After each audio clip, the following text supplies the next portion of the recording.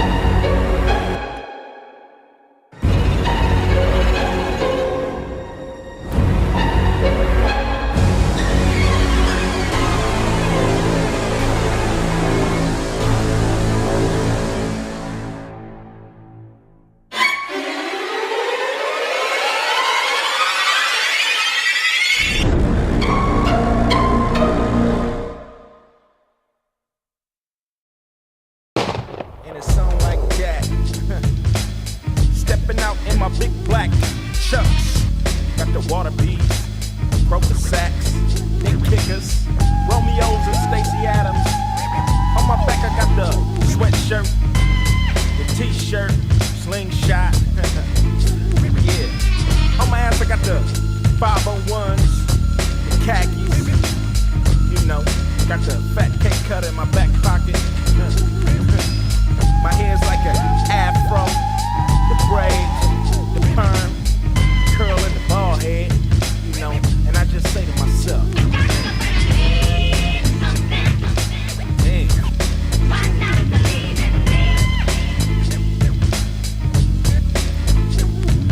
to G or not to G is the question. And like Smith told Wesson, I'm shady with the 380 old school diploma. I leave that ass in a coma. So if you got a herringbone, welcome to the Terror Dome 211. Sorry, Reverend. Oh my God, getting robbed. Reach for the small atomic dog. Hard to swallow, janky ass wallow. Count to 10 and don't try to follow. Cause just like Waco, I can take folk. ATF to they death. Bust a left on Western, go and get a room. Don't wanna be a felon like Stacy Coon. Get the right trick, hit the light switch, here we go. Tap that ass like this, reel it out. West Side Lynch Mob. Cause I'm coming like a G. Goddamn, I'm coming like a 30 in a holding tank, catch the vapors. Make me a pillow out of toilet paper. Concrete bench kicking off the hemorrhoids. SHD, don't get with them boys. Phone check, collect call from the baller. Her mama said, please don't call her. Do why did he? Far from New Jack City, seen one of my peers. What the hell you doing in here? He said 187 on the enemy. And they treat me like I just shot a Kennedy. Deputy Trick thinks she's the queen bee. Ink on my thumb, index and pinky. Sir, what set you from? Play dumb, general population. Mama, put your house up and I can bounce up out this mother. That's why I love ya. Out like a boss with a half pint of sauce. Got things sold up like Betsy Ross. With a pheno, once I'm in, don't never get with a silly hoe. Really though. And it's on like this. Cause I'm coming like a G. And I'm coming like a G. And it's on like that. O to the G. O to the. Knock you out like NyQuil, I'll kill you quick. Sucker for love, ass trick. So don't run up with your gun up. Cause I got the back breaker, double pump rump shaker. Cause when you play hooky in the aqua boogie with concrete nights, you get no stripes. Living unforgiving with the mic on. And punks run like roaches with the light on. And that's all the things I'm starting, bust a cow. Like Jerome Martin, you're looking for a punk with benefits. Cause you got a fool that take many hits. And you know I got a grip like a baby on her tit. Scoping, hoping, thighs are open. But I kick back, sit back and hit the Philly slow. Hook a hoe, really though. Really though, yeah. Cause I'm coming like a G. O to the G and I'm coming like a G. Lynch mob. Cause I'm coming like a G. That's right, and it's coming like a G. West Side. It's like a, yeah. East Side. Hitting like a G. Hitting like a O and I'm hitting like a G. South Side.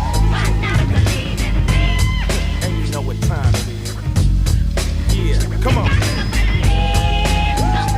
North Side.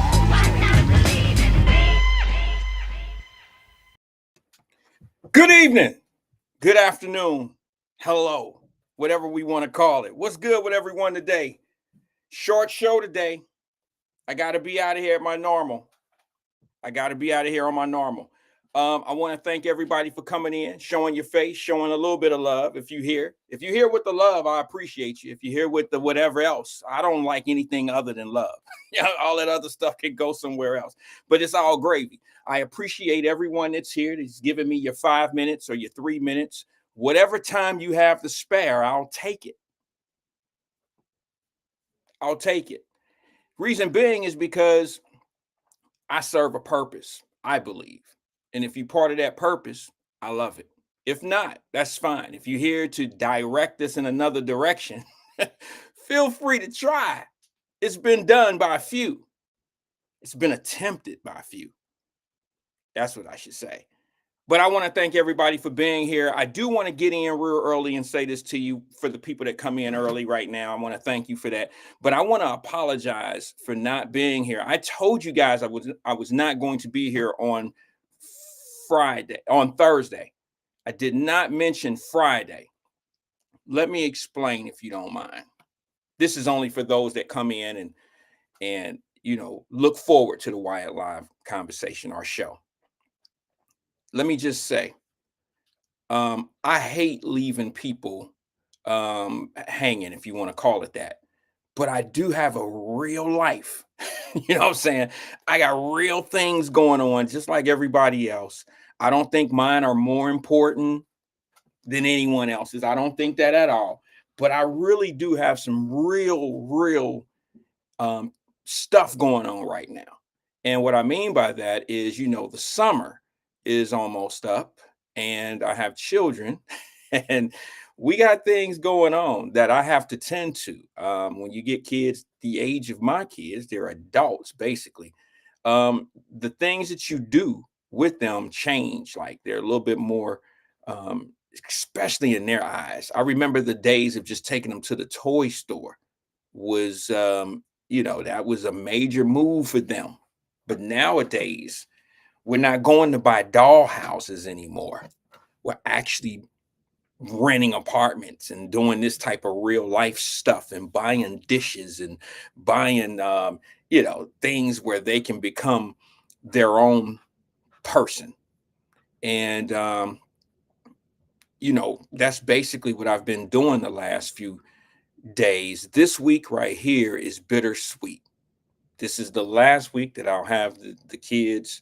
I call them kids. I think we all call our kids kids, right? No matter how old they are. When they're 30 and I'm whatever age I am when they're 30, they're still going to be my children. When they're 40, they're still my kids, right? All I can say is um, this is a bittersweet week. This is the last week that I'll have them, especially my youngest. She starts medical school um, this month of August. So we are going to move her to her new place on Thursday. So I'll be out Thursday, Friday, and the weekend. I have to go up to Columbus, Ohio, and get all that stuff moved in and arranged and set up, so my baby can start her new journey. And I'm very proud of her, and I look forward to giving updates and letting everybody know um, progress in that situation. Those that have been here since day one of Wyatt Live, I want to thank you. You've hung in there with me. You've heard the stories. Um, you've you've you understood. You picked me up in certain times. You know what I'm saying? And I want to thank you. You reach out to me away from the show, and you tell me and make me feel and understand that things gonna be good. You know what I mean? Things gonna be good because you've gone through it. You've been there. So I appreciate y'all. You know who you are. Um, but yeah, I had a really good weekend. We did a lot. I don't know. How was everybody's weekend? Was everybody's weekend cool? Is everybody's weekend good or what? Because um, I'm on countdown. I don't know. I know a lot of kids are on countdown. They're going back to school. A couple friends that I have that are teachers and principals, they're already in school. They're not holding down classes, but they're all, teachers have to report early and go through certain things. I think they, test stuff and get things set up. This year, I told you guys I didn't, this is the first year, and I don't know, probably close to 10 years that I did not do a backpack drive in the city of Cincinnati. And I don't know of any arrangements or any schools or anything down here in St. I don't know. It wouldn't be hard for me to arrange things here to do book bag drives, but I'm not in the community like I was in Cincinnati. So I don't really have any desire to do a book bag drive down here. But it bothered me a little bit to step away um, from doing a book bag drive, because what I've noticed is other people are doing them, and that's great. So it kind of fills the void. But this year I decided to do something different. And instead of doing a book bag drive, what I've learned from my partners that are teachers, male and females that are teachers, and some that are one that is a principal up in the Cleveland area, is that a lot of school teachers reach in their pocket. They reach in their very own pocket and help kids in their classroom. And that's that. I don't know how many schools in Cincinnati have teachers that are actually doing this, but I think that's going to be my way this year. I think what I want to do, instead of doing book bags and dealing with all of that, I think what I want to do this year is kind of give a few teachers, a couple people who have reached out to me over the years, about Mrs. Such and Such and Mrs. Such and Such. They really look out for their classrooms. And some of them, they reach in their own pockets, these teachers, and they buy pencils and they buy supplies for kids. All right, Fame, whatever you say, brother. You don't even understand that struggle, bro. If you understood half the stuff he do for those kids up in Cleveland, you wouldn't even have those type of sentiments. You wouldn't even think that about that man. But that's okay. Anyway, I'm gonna continue as I digress. Basically, I'm getting away from the book bag thing this year. All right. We did a haircut thing one year. Well, we did the book bag and the haircuts one year, and I just want to keep it simple.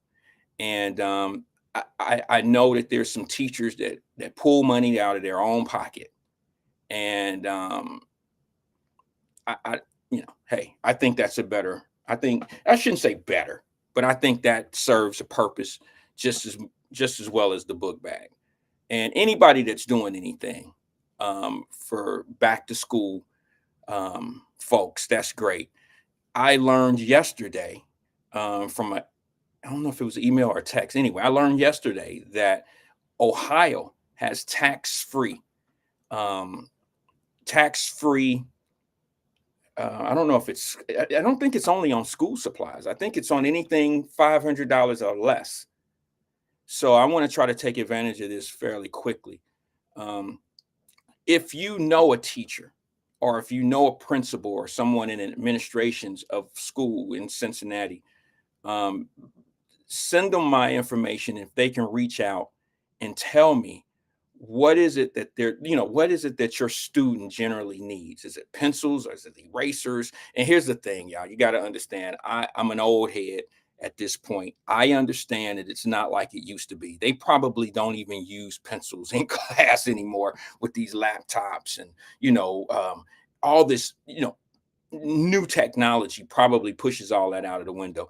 But there are things that teachers are still reaching in their pocket for. You know what I mean? So whatever those things may be, I'd like to know, because that's where I would like to help, because I think that the teacher would put it to use a little bit better than how I felt some of the bags had been. You know what I'm saying? You had some of the people that work with me know what I'm talking about. Sometimes bags get out and you don't know where those bags end up. And you don't want to turn anyone down because they come with story. You really don't want to do that. However, I would rather do something where the teacher gets something and can apply it to a necessary need, something for a kid that kid may need. It might be a voucher for a haircut. It may be a voucher to get school clothes. I don't know. Whatever it is, I really want to do. Okay. Thank you, Shaba. Appreciate it. Shirley D. Easley, reach out to this guy, Wyatt. He's helping school administrators. I appreciate you. Thank you very much. We'll try to do something, if there's something, because I remember when we had Big Brother program, and I was just so stubborn. I was a stubborn kid. I didn't want any gifts. I didn't want anything from the Big Brothers from St. X. They used to use the kids out in the St. X high school. Those were our big brothers. I didn't want anything from them. You feel me? Like when we went to Kings Island, I guess the only thing I really got from them was an admission into the park. I didn't want no hot dogs. I didn't want no cotton candy. I didn't want no nothing. The rides were free. Let's get on the rides and I'm cool, but don't buy me nothing. Don't treat me like a needy kid. It was just a pride thing. It was a pride thing. I had my own money in my pocket. I take $5, $10 up there. I know $5, $10 at Kings Island these days would get you a drink, would get you a soda. But back then, $5, $10, that was a lot of money back then. You can get you a couple things. And that's what I would do. I didn't want anything. But my brothers, Mel and Maine, Durrell Fields, some of these other guys, man. Hey, listen, they take their big brothers up top. You feel me? They get their ass for every little bit that they could get them. Big bro, what up, sis? There goes Cindy. I was gonna say your brother, Cindy. Darnell. He my bro too. But yeah, they used to take when the Big Brother program came down to LeBron, bro, when them guys came down, they get us in their Jeeps and take us out to Kings Island, and They would spend up their money. It was just something about me, man. I didn't want nothing from them. You feel me? I didn't want shit from them. I have to just admit to you, like, I felt like if you want to give me something, give me game. Help me understand what you understand. And I'm just going to say something to some folks real fast that I want everybody to understand. Since my little sister Cindy got here, I want y'all to understand you can take this for however you want to take it. And I'm probably going to say some other shit that's going to be probably on this same level. But I want y'all to understand something. As much as you want to call this whatever you want to call it, I learned early in life that if you can't beat them, you join them. Okay? Now, watch what they say to this one, y'all. Yeah, I'm a firm believer. If you can't beat them, you join them. But once you join them, you learn how to beat them. See, that's what a lot of people don't understand. Yeah, I'm a firm believer. You join them. And then you learn what they know, and then you beat their ass. See, I know that's a little bit too much for some because they're like, oh, yeah, I know it. Nah. It's been how I've been rocking my whole life. Now, if you want to define me as whatever, that's fine. But what you can't call me is unstrategic. I'm a strategic dude. That's just what it is. If I can't beat them, I join them. And then once I join them, I learn how to beat them. Maybe if more people thought like that, I was taught that. That ain't no self-taught. I was taught that. There you go, Cindy. You know, and what's funny is it ain't even a color thing. I've joined situations of brothers and they didn't really want me in the circle. You understand? They didn't want me in them circles. This ain't no, hey, Vernon, I hear you, bro. You know what I'm saying? But this ain't no white or black thing. This is just a thing. I've been treated more disrespectful to people that look like me. And then when you join them, they dog you, they run you up, they do what they do to you. They know what you're doing. They know you sitting there learning. That's why they didn't want you there in the first place. And that's how you end up with a bad name when you end up breaking from the bullshit, when you break off from people. Like I learned a lot about real estate from a guy. And I had to, he didn't really want me to know. He didn't have a choice. I was an asset to him. But sometimes you just sit back and watch how people move and you learn just by watching. I believe in life. Hear me. Experience is the best teacher at everything, anything. Why do you think the teacher calls you up to the front of the class to work the math equation on the board? You feel me? They call you up there so you'll stand in front of everybody and work the equation out on the board. And they'll walk you through it if necessary. But that experience of walking, you could do it at your desk and put it on paper and hand it to the teacher. Now the teacher trying to watch you work that thing out, that experience. They're trying to get you to apply yourself, and that pressure that comes with, if I'm wrong, they're going to laugh at me. Don't ever let that stop you. Never let that stop you. What I've learned is when you work with people, you have to humble yourself. When you work in front of people, you have to humble yourself. Don't expect to fail, but be prepared to fail. Because when you're prepared to fail, you tend to accept whatever come at you. The laughs, oh, he's dumb. He don't know. You know what I'm saying? And I promise you one thing, family, before I move on, I'm going to say this about the failure. If you're not failing, or if you've never failed, that means you ain't doing nothing in life. You're doing absolutely nothing. And if people laugh at you for your failures, that means they've never gained anything in their life, I promise you. And if they have, it was given to them. I've never seen someone that acquired or achieved a lot in life laugh at somebody coming up trying. I've never seen that. You feel me? I've never in my life seen a successful person laugh at somebody for failing. Because, well, I didn't grow up in an era where everybody around me was successful. Everybody that I know who's successful that I grew up with earned it. None of us grew up in an area. None of us grew up in a situation where somebody could hand us anything.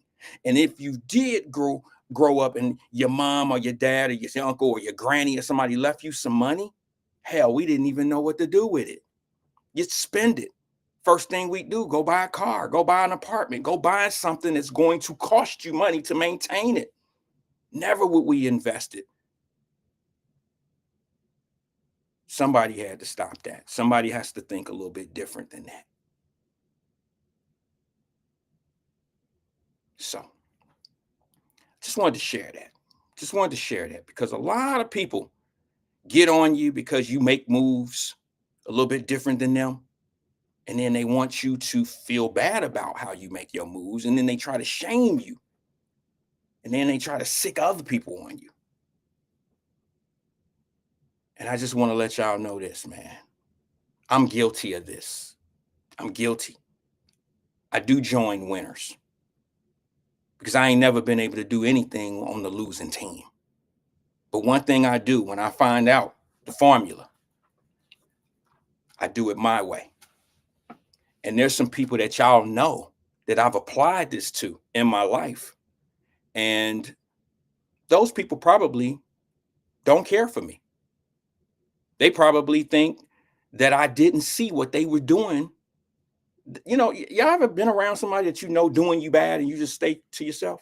You stay to yourself about how they doing you because you actually begged or you asked to be in that situation because you wanted to be part of what they were doing because you wanted to learn.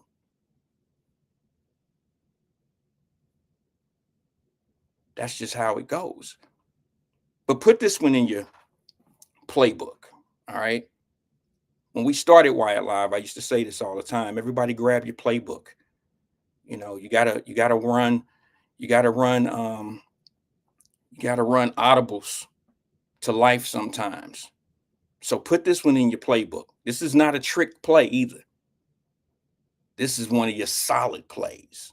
And that is, if you can't beat them, you join them so you can learn how to beat them. All right. Outside of that, everything's cool. Let me just get to the show right away, man. Let me ask you guys something. Let me say something. Happy birthday to Amber. I believe today is her birthday. I wrote it down. I believe her and her husband. She's probably not watching right now because her and her husband are on vacation. I believe they're celebrating. I don't know if it's a vacation or if it's a birthdaycation. Is that what? Is that a thing? Or she's celebrating her birthday with her husband. I'll be okay. I just got a text message. I'll be. Damn. Sorry, I'm answering that text message out loud. It's like I'll be in Columbus on Friday. Sorry about that. But happy birthday to that young lady and her husband. I believe it's both of their birthdays. They're like a week or something apart. I could be misinformed on that, but I believe it's both of their birthdays.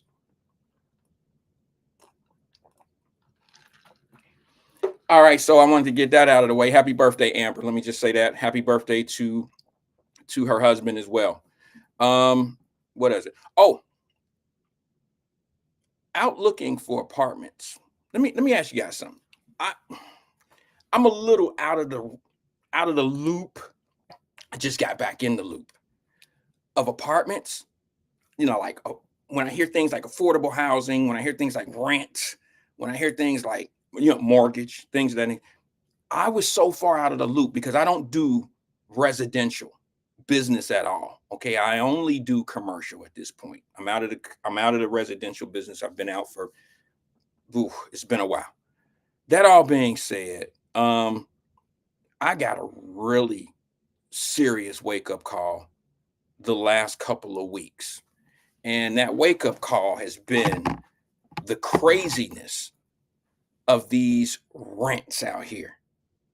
Okay, now I'm totally sensitive to people's individual needs when it come down to living and you suburbs, inner city, the scopes, districts. I believe in all of it. Okay, I understand it all. I've been not only have I've seen it all. I've been in all of it. I've been in subsidized housing. I've been on Section 8, all that shit. I've been in the suburbs. I've lived in a district before. I'm familiar with it all. I know how it all come about. I know how people treat their own communities. I get all of that. Okay, I understand all of that.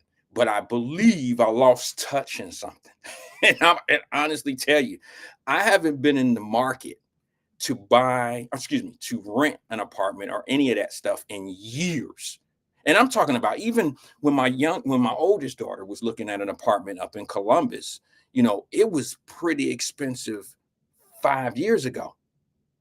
But now, damn, I'm like, whoa, in order to live somewhere decent, and I'm talking about Columbus, Ohio up there, in order to live somewhere decent, you're going to pay. Now, this is a kid that's just by herself. Now, as a father, of course, it has to be a safe place. It has to be a safe neighborhood. I don't want any riffraff. I don't want any of that. Okay, we got to have guard dogs and all that old shit. We don't want any of that. But I believe most campuses are in some of the worst areas in most cities. Okay, you could talk some of the nicer schools throughout the country are placed in some of the worst neighborhoods. Okay, if y'all think Clifton is bad up in Cincinnati, you should try some of the areas in like Columbus. You should try some of the areas in like in New Orleans. I mean, like it's just crazy.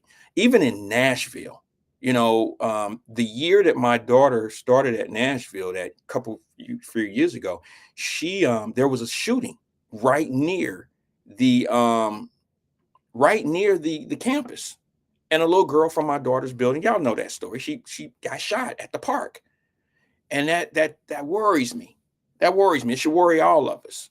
These shootings is going on around this country, and it's usually people ain't got shit going on, and they taking our babies' lives. It's sad. It's sad. So, long story short, my my daughter we finally land on a place. Just so happens to be the same place that my oldest daughter ended up in, Columbus. I felt comfortable about that place. It's in walking distance to the medical um medical school. So that's what we ended up doing. But my God, parents, where my parents at? 700, 800 square foot, almost $2,000. Almost $2,000 a month. Now, granted, this is a one bedroom flat. This is a one bedroom flat. Okay. It's basically one bedroom, a kitchen, off dining room, living room. And I'm talking about it's about as big as my studio. It's not very big at all. And I'm wondering, you know, yeah. Hey, Dina, it's like $1,800. And then by the time you do other things, you know what I mean? Because they want you to pay. I've never seen these apartments have this high ass rent, and then they want to charge. They make it seem like because you sit your trash right outside your apartment door that they're gonna pick it up any day that you pick it up. They will come by and pick it up for like they have a trash run every day basically. That to me, I can save. I don't need that shit. I can walk my shit to the dumpster. Just put a dumpster out there. I'll take care of it myself. Give me 50 bucks off, 100 bucks off. I don't need these added services, these lazy boy services. I don't need that. Don't justify this high ass rent by doing the small things that I can do myself. Man, it's very good exercise to take my trash bags down to the dumpster. I remember when I was in school, and it wasn't right around the corner. It was down the damn apartment complex down the street. You know what I mean? It was a good workout. Yes, Dina, and they charge for parking. It all depends on what you want. You get one parking space, right? And then if you want covered parking, that's more. If you want a parking garage, that's more. We ain't doing none of that shit. I told my daughter, I said, listen, not only do they charge for parking, now you got a $1,500 parking pass from Ohio State. And I'm laying to myself like, God, this is ridiculous. This is ridiculous. I'm like, how do these kids supposed to make it out here? Because they leave school with 100,000 plus of debt. Now, don't get it twisted. We get into it a lot because my oldest already graduated with a bachelor's from Ohio State, and my youngest just graduated with a bachelor's at Belmont. Now, There are like a few people on this program that have battled with me about the cost of school. I'm a firm believer. I come from a life of you don't have to go to college to be successful because I don't believe that college degrees make you successful. I believe what you do for a living makes you successful. I believe that you don't have to go to Ohio State to be a plumber. You can go to trade school and make just as much money as someone that went to school for 4 years and have $125,000 worth of school debt. All right. I believe that trades make excellent money because it's true. It's a fact. I believe a fact. Let's just say that. I believe a fact. I shouldn't I? But that being said, some of these kids are coming out of major universities and they have to stay home. They can't find the type of job that can even make the monthly payment that these school loans, Sally Mae and some of these other people, these school loans are crazy. Twin said college is hustle game. I don't agree with that. And that's where I fall out with my people, not y'all. I'm talking about my fam, because we've had these discussions. You know, I'm coming from an era of what I see, what I believe, what I see, what I know, where my kids are tech, they're technical TikTok watchers, and they're more into the, um, they're more into the sharing information amongst each other through Twitter, through, computers and shit. You know what I'm saying? They're all saying the same thing. They're all saying, school is a ripoff. School. Now, it's a ripoff to the sense of I believe it shouldn't cost that much. Okay. I think when you have these colleges, these major universities, even Ohio State and some of the other ones, when they have endowments of $2.6 billion, it's ridiculous that you're charging someone as much money to go to these schools and you're getting government subsidy to exist. That's ridiculous to me. Somebody has to fix this shit. But I have to express, and I'm going to say it here, some people may disagree with me. School is not a ripoff. School is an investment. It's like anything else. It's an investment. When you go to school, it gives you the certificate or the degree to be able to specialize or to be able to do something. It's kind of like, it is a treasure bond, so to speak. It will pay off. Now, granted, there are different, majors. Some majors may not pay off like other majors. You can't go to school. Let me just say this to you. Like when you're an athlete in school, a lot of athletes tend to take up something fairly easy. Now, that's not saying all, but the majority of them get into things like communications. They get into something that's not going to require a whole lot of away from classroom studying and preparation. That they don't get into that type of stuff. Okay. And they shouldn't, because to be honest with you, this is going to sound bad, but it's the truth. When you recruit a kid to go to Ohio State from Taft, Ohio State's not, and you play football, if you're a cornerback at Taft High School and you go to Ohio State on a full ride, Ohio State is trying to win a championship with you, bro. They're not trying to get you to be the smartest, recruit that they've ever had. They're going to make sure that you get the grades and they're going to make sure you get the tutoring that you need, but they really want your ass out on that football field, right? That's their investment in you is the football field, right? That's their investment in you, and the degree is the gravy you get unless you can progress yourself on into the professional level, right? But the truth of the matter is, Ohio State don't really care. They want you to graduate because it's a good story to tell. But if you don't make it to the league, oh well, now here's our payback to you. Here's $100,000 degree. Now go make the best of it. Now you got a bunch of ball players. I don't mean to be disrespectful, but this is one of the real common things that happen. They end up with this college degree and it's in communications, and all of them can't work at ESPN. You feel me? They all can't work at ESPN. So they end up being a school teacher somewhere, some gym teacher. Not that there's anything wrong with it, but they're not going to make a lot of money at that job with a college degree. Now, the good thing about that situation is they don't have the student loan debt that the little girl or the little boy who just went there on pure, academics.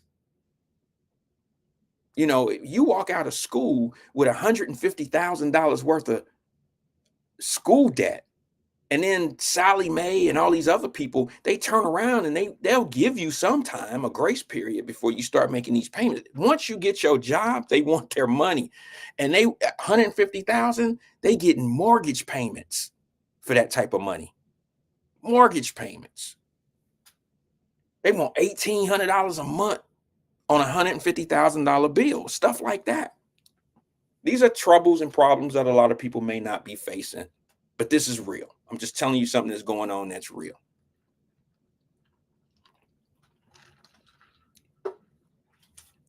So I don't understand how a kid can get out of school and get their own place. I don't understand how they can make a living. They get out here and make 60, 70,000 first starting out. Now, how are you supposed to make a living? You're paying almost $2,000 a month in student loans. You feel me? And I'm like, ugh, this is crazy.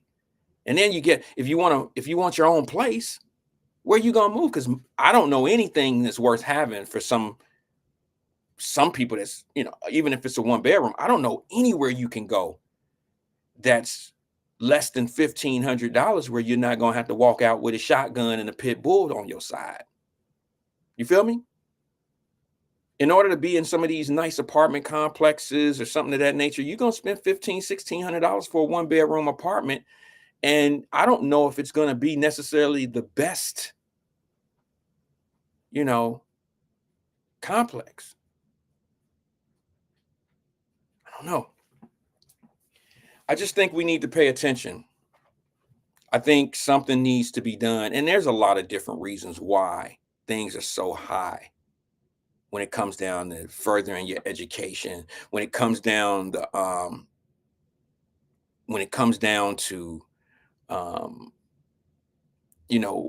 how much school costs, there's something that has to be worked out and looked at with that. You understand what I'm saying? There has to be something, because I can understand why these younger generational people will say that school is overrated and it's nothing for them to, they don't have, like they can't find jobs to match the money that they have to pay out. There's something that has to be said and done about that. You understand what I'm saying? There's a lot of people that are suffering, and here's the thing. These children, I believe, and I call them children because they're early 20s, I think they need 10 years of life to understand what they truly have. You understand what I'm saying? I think they need 10 years of life to understand that degree is very, very valuable. You just have to learn how to maneuver with it. You understand what I'm saying? Like, for someone that may not have a degree and may not have a certificate, I don't know where you're gonna be. If you're 20, early 20 years old, if you're in your early 20s, I don't know where you're gonna be in the next 10 years. How you gonna make it if you don't have some form of education? Because with this AI thing coming up, it's actually taking out a lot of people with degrees. So I would stress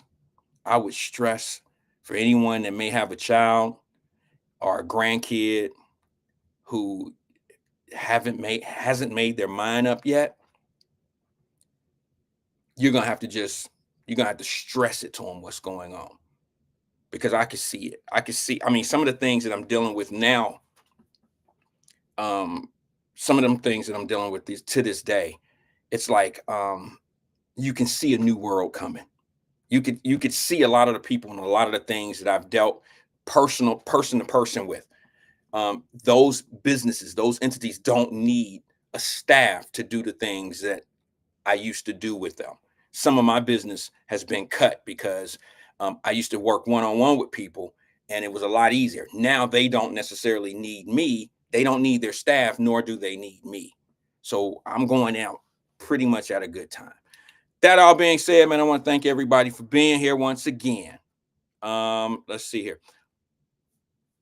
I had a call on the line, but they hung up. Sorry about that. If my words got a little long, I apologize for that. What was that?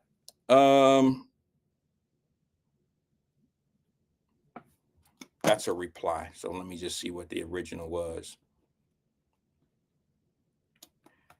Fame said, twin, 40K is a year, including room and board, parking, and meal plans at a public university. Harvard Law might be 40K a semester, but not UC or Ohio State. No, that's accurate.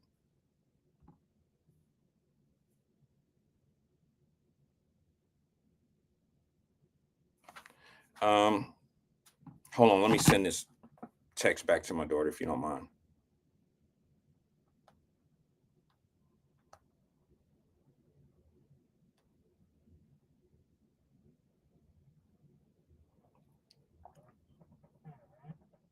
Okay, sorry about that.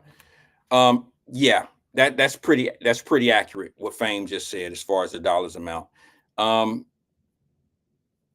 a year is about right. That's about right. It all depends on what you're going to school for.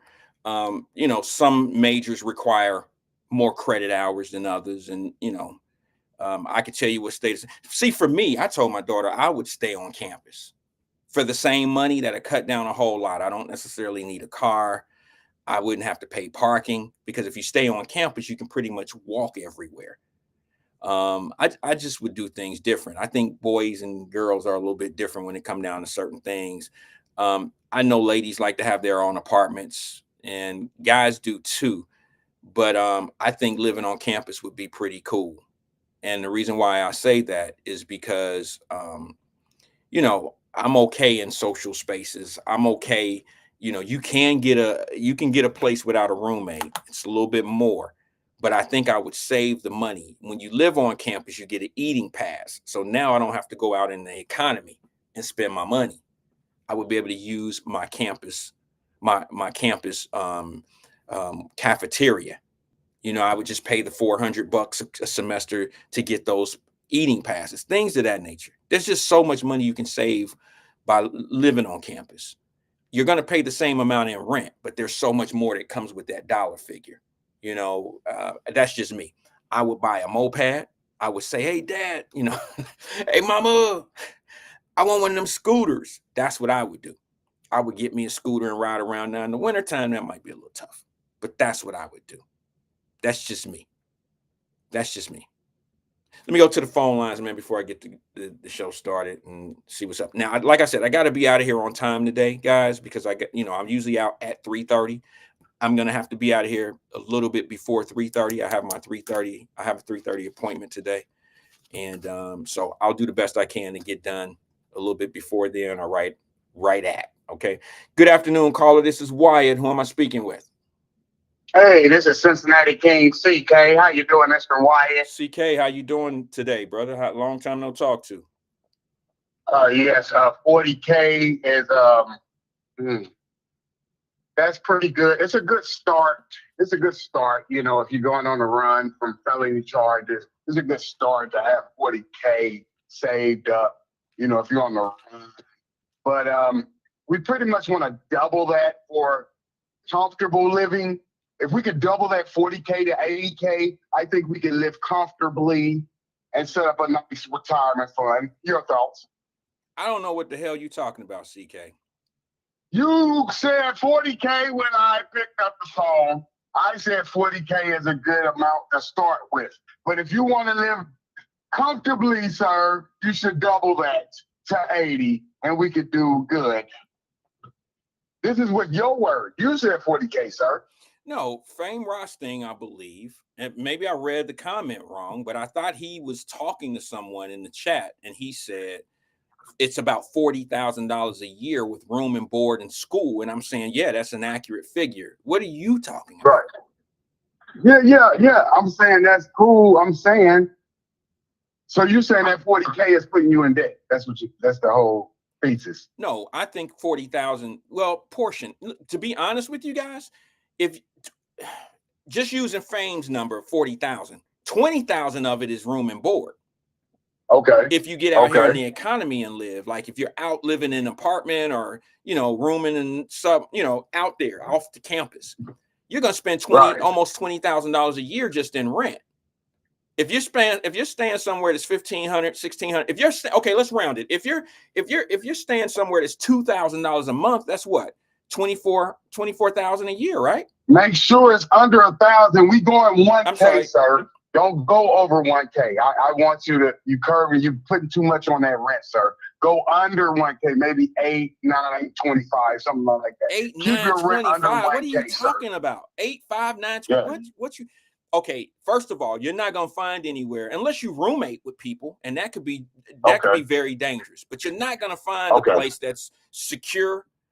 As a father, I can't find a place under $1,000 for a girl, for my daughter. I don't even think if I had a son, which I really don't know. I don't know how I would think if I had a boy, but I don't know. I wouldn't want my son walking around certain areas that are $1,000, less than $1,000 a month. You understand what I'm saying? CK, these places are ridiculous.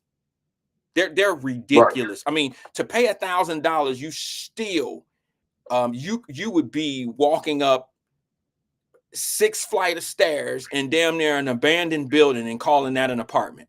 I'm just being honest with you.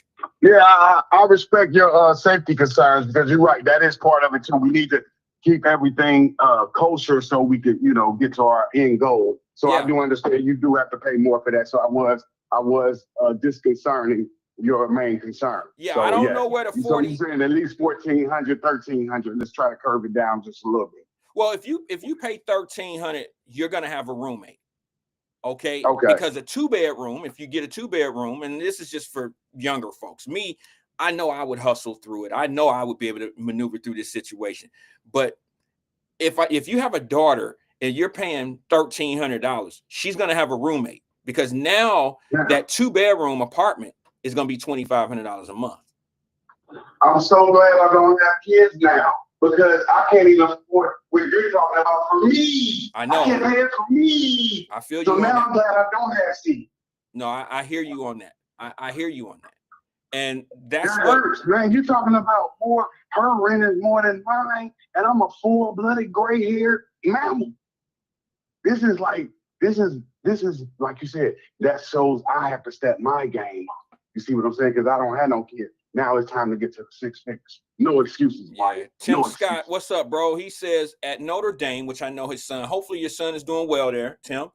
I know Tim and his son went to Notre Dame the first year that my daughter went off to Belmont. He says, at Notre Dame, I paid $1,200 a month for my boy, and he got roommates. That's exactly it. He probably got 2 or 3 roommates, because I believe he's still. Is your son still on campus? Excuse me. Is he still on campus, Tim? Let me know. I'm just curious, because I see that number. $1,300, you're gonna have a roommate. $1,300 you're gonna have a roommate. And Wyatt, now you're proving your point about how much rent is, because like you said, if it's 12 with roommates, that's jail, that's penitentiary, that's living in hell. Like you said, you're living in absolutely hell paying that type of money for that type of conditions. Yeah, right? I mean, the people in Cincinnati, the youngsters up in Clifton, they're paying that, and they still live in a real bad area. And they're so paying that means parking. as a parent, you got to step your game. That's exactly right. That's exactly right. You got to make over $300,000, $400,000 just to pay for one child. Right. Right. Yeah, it could be difficult. It could be very difficult. Let's just say that, because that's a whole household you're paying for when you have someone out there. Like, to be honest with you, I'm just going to use medical school as an example. They can't really have a job because they're in school for 8 hours a day, and you're in school away from school. Do you understand? Like, you're still like, the time is not there to get the funding that they need, so they have to have the parenting funds to function. Well, what I mean is they still have to do they still have to study and prepare for the next day. They can't, the first 2 years, they can get a job, but it would be very difficult. And when you get when you get a job these days, as a student, what are you making? $15 an hour. You're only going to work 3 hours a day. By the time you get that check, it's just like the checks I used to get at Globe Records. You get a check and it's $100, $125. And in today's society, what is $100 a week going to get you? I mean, that might get you a timeout. You know what I mean? It might get you, you might be able to do a few things out there, but not much. You feel what I'm saying? Like, But you're not why? going to, Why? that's an Applebee's, 2 for $20 type of thing. Yes. And like you said, Perkins, you can get the apple pie with the burger and fries. But I want to share you. It was just $9.99. I want Okay. to share with you the story. I had shared intimate space with a young lady, and I seen her name tag, and it said MD on it. And when I seen MD, I thought of your family. And then I told her, I said, "Oh, medical doctor." That's what came out of me. What I was said, she "Oh, really, medical though? doctor."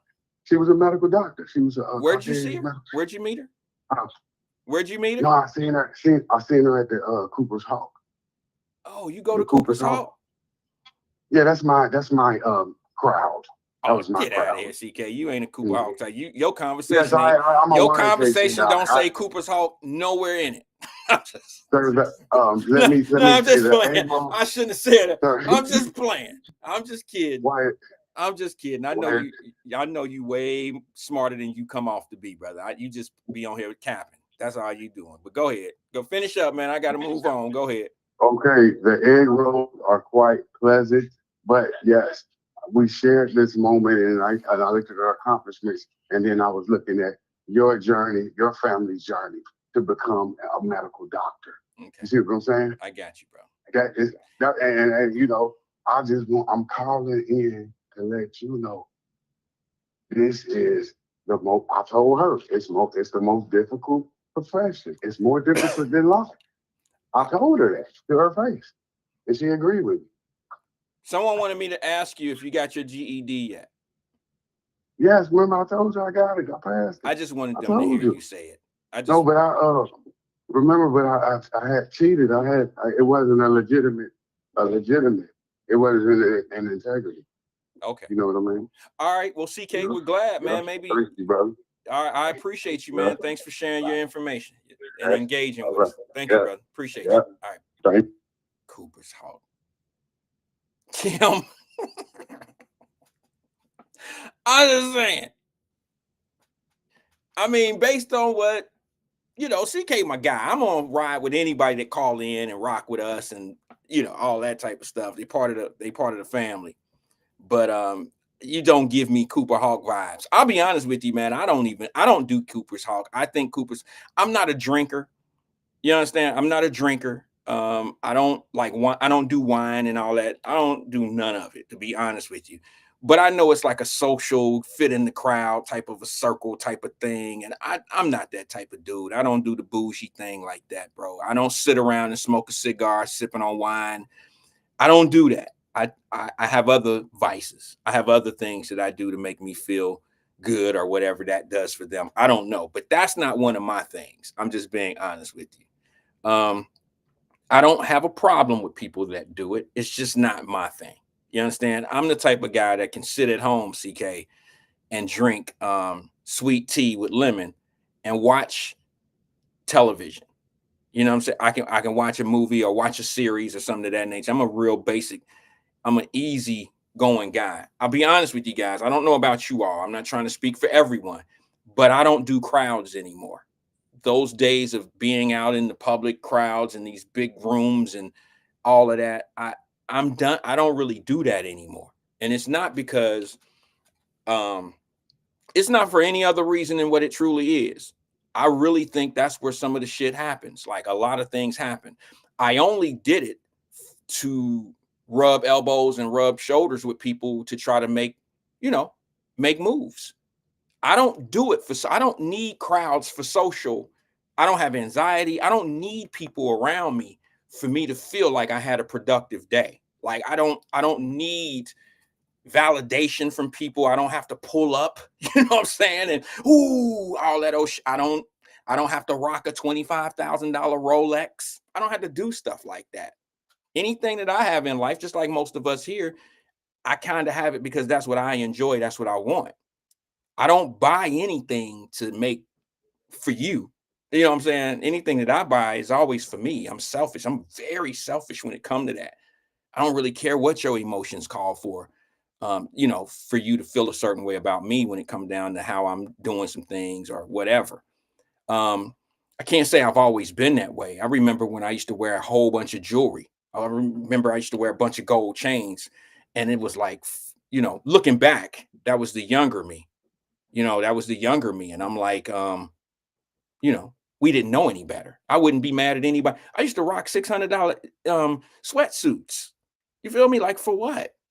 I wish I had that money back. You feel me? I wish I had every pair of Jordans that I bought. I wish I had that 85. Shit, back then they was $89.95. Remember they call them retros now. I'm a sneakerhead. But like, I have all my originals. I know that sounds crazy for some people. Yeah, I've reached in the bag a few times and got some that I like for me, but I don't wear them on the street. Some of y'all know that I have a shoe collection, a sneaker collection. I don't wear them out on the street. They're for me. I don't publicize. I don't put them out here. I don't show them. Like, it's for me. It's crazy how those same Jordans that were $89.99, the Jordan 3s, which are my favorite, they were $89.99 back in the day. Okay. And now if you buy them directly from Nike, they are now $200. But then by the time the shoe scalpers get them, now they're $300, $350. Now I'm talking about the Jordan 3s. If you see a pair on eBay or something of that nature, you could pay up to $500, $600 for them. And what I mean, because I've been looking for the blue 3s, the navy blue 3s. I'm not spending no $600 for no navy blue 3s. I'll wait for Nike to put them back out. You know what I'm saying? And I'll wait for them then. Or the fire red, the Chicago, they call it Chicago red. They're the all red 3s. Giving nobody no $700 for no shoes. You crazy. When I paid $89.99, I paid $1.50 for the new ones directly from Nike. Now you want me to pay you $700? Nah, I'm cool on that. We go back to the phone lines and then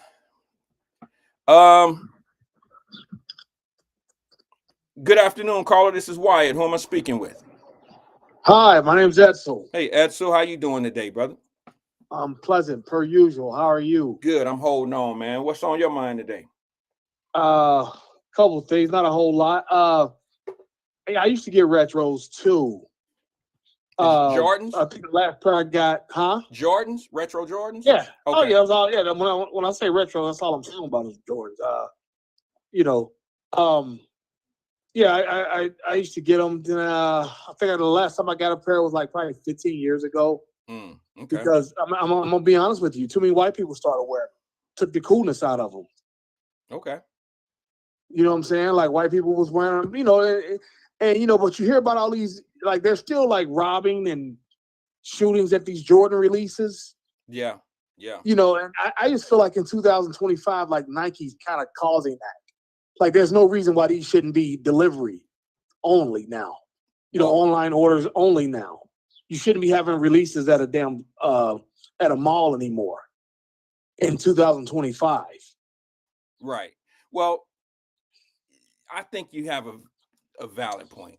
Let me just say that I believe that Nike does play a role in that. Because number one, what they can't do is they can't stop someone from buying them. When I bought some Nikes off online, they only allow you to buy one pair. Right. So like once you're registered in, you can only buy one pair. All right. Exactly. So someone's finding a way to buy 10 or 20 or 30 pair at a time. I don't know if it's computer setups. I'm not quite sure how any of that stuff works. I'm not in the hustle of the shoe game like that.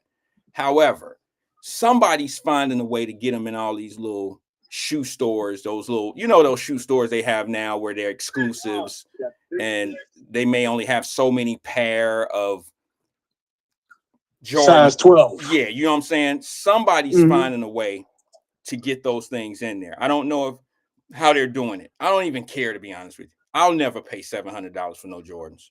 You feel me? I won't either. But at the same time, like the shoe employees or the manager, yeah, like they'll buy them early and then take them to the hood and resell them. Yeah. You know what I'm saying? Or letting their homies. It's just such a corrupt system anymore. Well, like I tried to get my boy a pair probably about 5-6 years ago, and it was just like, I felt so low because I disappointed him, but it was just like, yeah, it's just not, it's just not. opportunity costs don't match up right now. You know what I mean? Yeah, I understand. What I don't get is why are they so valuable? Because they're not valuable to everybody. You see what I'm saying? They're not. Why do we allow things like that to be so valuable? And remember the days of what you brought up, people shooting and killing and robbing each other for those shoes. Mm-hmm. That should have never happened. Yeah. So That should have never happened. That was one of them things where people was valuing things that that should have never, we should have never set that much value into something like that. I mean, you were hearing Jordans getting taken and snatched off people more so than you were hearing jewelry. Right. Jordans and Barclays. I don't remember Barclays was popular like that. Oh, hell yeah. Charles Barclays, Barkley's? the one that the Barclays, no, actually it was Bo Jackson sneakers. Yeah, that pushed off, the Nike sneaker invasion, where they just kind of took off. I mean, obviously they wasn't the first ones, but yeah, the Bo Jacksons and the Barclays and Jordans came along with it. Like you had to have one of the three as a kid. If you had two of the three, you was the man. If you had all three and a gold chain, shit. Couldn't tell me nothing. Okay. You know what I mean? Back then, you're talking 87, 88, 89. Okay, you're talking about the shell toes and the Adidas and all that too, though. They were popular. They was popping. But they wasn't getting in. For you old niggas, yeah. If y'all told Adidas is out, I was like 7 or 8. You was about 15. That's not true, but okay. I don't think shell toes are ever that expensive. They just came with the sweatsuits. Remember the leather sweatsuits, the Run DMC sweatsuits? Oh yeah. You had to wear the shell toe with those. You had the song My Adidas. That was just kind of, one of the most popular songs of the day at that time. And you would have thought that Run DMC would have had a little bit more equity in that company. Did you see how Kanye West did it when he got in with Adidas? He had ownership in the brand that he started, the branch off brand from Adidas. Yeah, but you got to give them some grace, Run DMC, because the hip hop business was just kind of new and fresh. Nobody expected hip hop to be. I understand, but here's the thing: multi-billion-dollar industry at the time, so somebody, they should have had somebody with more business acumen to tell them, like, hey, don't just shout out Adidas like that. Make them pay you. No, I think understand. Adidas eventually. I'm sorry. One more thing. I think Adidas eventually paid them just out of courtesy. Gave them a little bread just out of courtesy, because they did, without knowing the business aspect of it, they did that song and whatnot. And so I think Adidas gave them a little sweetheart chicken check. No, they did give them some royalties, but it was only on a certain shoe. It was on the shell toe My Adidas, right. And then they did come out with a rerun of the Run DMC shoe for Adidas. It didn't really do anything. It was too late. The iron was already cooled off. You feel what I'm saying? It was too late. But that all being said, here's why I thought that Run DMC should have got a little bit more equity in Adidas. Is because, believe it or not, Adidas is a German company. They're a European company. But Run DMC took them out of the verge of bankruptcy back in 87. I don't know if people know that, but it was the Run DMC run. That run with that song and the support of the sweatsuits and the clothing that everybody was wearing in the 80s. It was Run DMC that made that change for them, because Adidas, you can look it up for those that need to look it up. Adidas was on the verge of bankruptcy in American court. They were filing for bankruptcy, and it was that move by Run DMC that changed the course for them. Yeah, that's true, because I did a story for the Poughkeepsie Journal in Poughkeepsie, New York. There was a local guy who had worked on the Jordan line. Yeah. He graduated from there. He worked on the Jordan line. So, I was doing a little story. What was his name? You remember his name? I don't offhand. It was a white guy from like Wallkill, New York. Okay, there was a brother up in the Hudson Valley. Sorry about that. I mean, because there was a brother out of New Jersey that signed on with Michael Jordan. Michael Jordan brought him on, made him a VP of the Jordan brand. He got him straight out of jail, and he ended up being a vice president over at Nike, and that was because of Michael Jordan. Do you remember that? Yeah, I think he was in that. I think that was documented in that movie, wasn't it? It was. Air. It was him. Yeah. I don't remember his name, But yeah, that was a pivotal move. And the brother ended up with equity in that company because he understood. You know what I'm saying? He understood the long play, not getting the like Charles Barkley. You brought up Charles Barkley. Charles Barkley said he had a Nike deal, but he said he didn't take the upfront money that they offered him. He took it in stocks. He took, you know what I'm saying? He took the equity in the company versus the upfront money. He didn't need the $2 million they were offering him. And see, yeah, that was on Winning Time. You ever watch that HBO series about the Lakers Winning Time? I have seen that. Yeah, they were talking about Magic Johnson. Johnson. They offered Magic Johnson a stock deal. He turned it down. He said, I ain't know nothing about that. I wanted cash. Yeah. And if he took that stock package today would be worth $5.5 billion. Yeah. And some people, you know who did it was Michael Jordan's mother. Michael Jordan's mother had a big role in his deal with Nike. She got paid. I mean, she made it where he got paid royalties, basically. It wasn't called royalties. It was called royalties back then, but they didn't see it as royalties. They just wanted $2 a pair, which are basically, royalties. But that's what they wanted. I just think that since America has gotten rich off us and these major corporations, I think looking back on it, we've always kept companies relevant. That's exactly what Kanye West just did with what's that with what was that company? What's the blue jean company? Always been so many damn blue jean companies in hip hop. It's not Adidas. Jordache. No. I'm talking about Kanye West. So it couldn't have been Jordache because he wasn't even around. But I'm talking. Somebody put it in the screen. There's a blue jean company. I want to say Old Navy, but it's not Old Navy. Who is that company that Kanye West was working with? That's a blue jean company like Old Navy or Guess or someone like that, like you said. I don't know exactly the name of the company off the top of my head. But while you're finding that, what was I gonna say?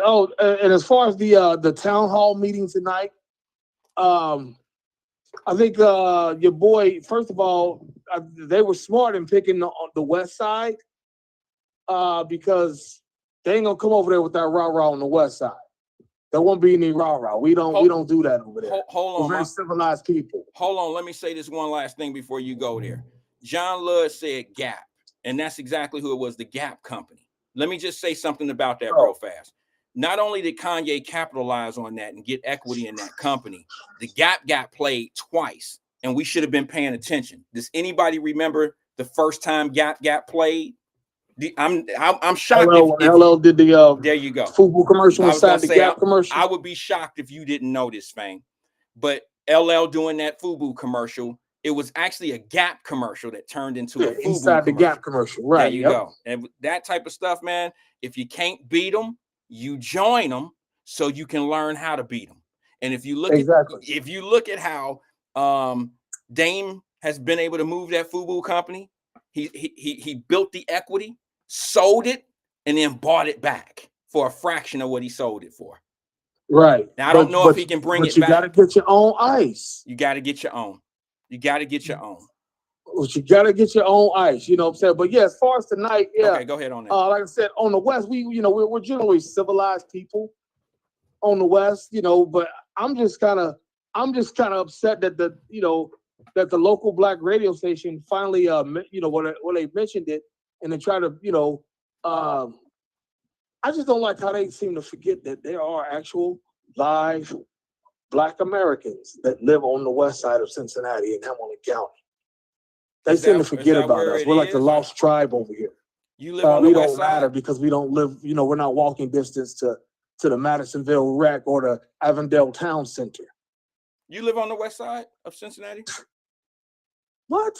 Born and raised. Okay. And I go over to the east side, I feel like I'm in another country. Then what was your ass doing downtown with us then, bro? What was you doing? I had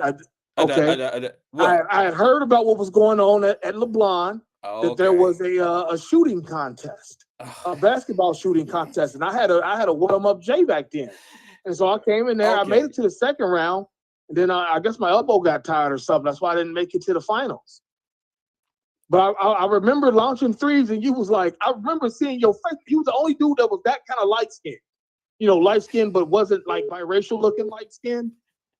You know what I'm saying? You was the only person in there, and you was like, "Bird," you know, it was like hyping up my jumper because I was wetting them up that night. I think out of 21 Fame, points, you I full scored of like shit. 19. You're full of crap, I'm bro. I not. was not the only light-skinned dude that was in the boys club downtown. Stop, Perk. No, on that particular day, like you have a very distinguished face. Like you have one of those faces like you won't forget. You're not ugly. You're a handsome guy still, but you just have one of those faces that I'll take when that you were compliment. 14, you still look the same at 54. Here come the slap in the face after a compliment, only from Fame. Man, was it, man? Damn. I'm really only kidding. It really I'm only was. kidding. It was But no, I seen you more. I've seen you more than just one time down at the boys club. You wasn't down there just for a basketball shooting contest, Fame. I mean, I wasn't down there like with no damn, Big Brother award. I was probably down there just hooping and just had some time to kill. All right, well, because, you was representing like you was down the way like that. But you from 2-5. You from 2-5. No. Okay. I'm from 2-5. You know, I don't remember you. Football and baseball. I don't remember you. I don't remember you at all in 2-5. I remember you from down the way, but I don't remember you from the west side at all. But yet you're a little bit younger than me, so that might be why. You was gone by then. No. Yeah, you was gone by then. Up out of the fade. No, not necessarily, because you're not that far off from me. But why? If I you would were have been playing in the same school building as you at no time. Kindergarten, middle school, high school. We would have never been in the same building. That's how much older you are than me. Well, okay, I'll give you that. If I'm 5 years older than you, bro, that it only takes 5 years. 8 years older. You cut that 5 shit out. I know 8 years. Okay, Fame, whatever you say. But you're 54. I don't know. Oh yeah, it is 5 years older. Okay. Yeah, see what I'm saying? Older. I don't know how you doing your math, but I know what I know, and I just don't remember you from the west side. But things. Maybe I don't know. Maybe we didn't run in the same circles. But you a sports dude. I find it very hard to believe. I can remember all the little dudes that was below me, and especially the ones that were above me. If we ran in them type of sports circles, you always remember the people that in those circles. Maybe you was just a bench rider. I don't know, because we didn't know bench riders. That's the payback for the little light skin comment. Stop. Maybe your ass didn't ever get in the game. We're gonna stop this right now because it's a lie. It's egregious. Well, I'm just saying, bro. I remember the guys that played. Maybe you just didn't get in the game. I don't know. No, that's never been the case. Okay. Trust me, everybody know me. Okay. You know what I'm saying? I don't remember.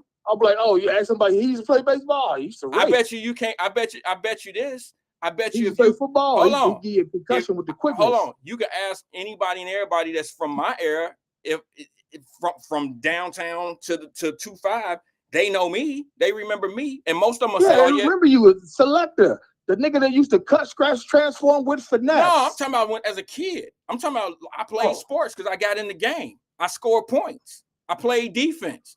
I scored touchdowns and I hit 3-pointers. They might not remember you because you might not. This is absolutely egregious. There are women listening to this show that know me from high school, that play ball, that know I played ball. No, they don't. They would tell you, but they don't want to out themselves, and be like, oh, you know him, you good with him, you good money with him, blah blah blah. The only thing that I will say that I wish I could admit is this: I really wish that my Withrow family, because look, I was in my feelings. This is the last thing, Fame. I would just say this to you. I remember when Taft High School just had a reunion a couple days ago, I believe over the weekend. And I was in my feelings about that because I don't really have a home. I mean, I'm a Withrow guy. All right. But I left Withrow in like the 10th or 11th grade or something like that. I don't have a home. I don't have a high school home in Cincinnati. And that really hurts me because when Taft have their reunions, all the stuff we used to do at Taft, I used to go to the talent shows. I knew some of the teachers. I ate lunch in the cafeteria. You know what I'm saying? I've done a lot of stuff at Taft, but I'm not really a senator. I'm not really a Taft, T-A-F-T. I know all the slogans. I know the march songs. I know it all. But I can't say that I was a senator. I can't say that I was a Taft senator. I can't say that. I feel like this. There's a guy or Withrow. I mean, I claim Withrow. Who calls your show. He calls Emmanuel's show.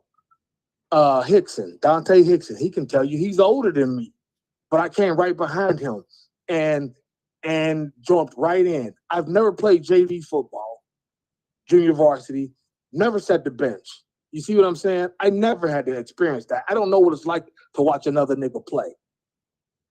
You see what I'm saying? I don't know what that experience is like. I couldn't tell you about it. So what school did you go to, Fame? I'm just curious. What junior high and now high school did you go West to? Dater and West High. I wouldn't have known you at Dater your name because I went to Gamble. All right. Exactly. And you know Gamble and Dater, we were right. They was all from the Fade in Westwood. I just went into Dater because it had better academics. That's why we used to beat y'all in sports all the time. Until the black key people started moving up to on the west side, not just living on the west side. They started moving up into Dater's districts. Okay. Well, into Dater's, Dater's section of the west side.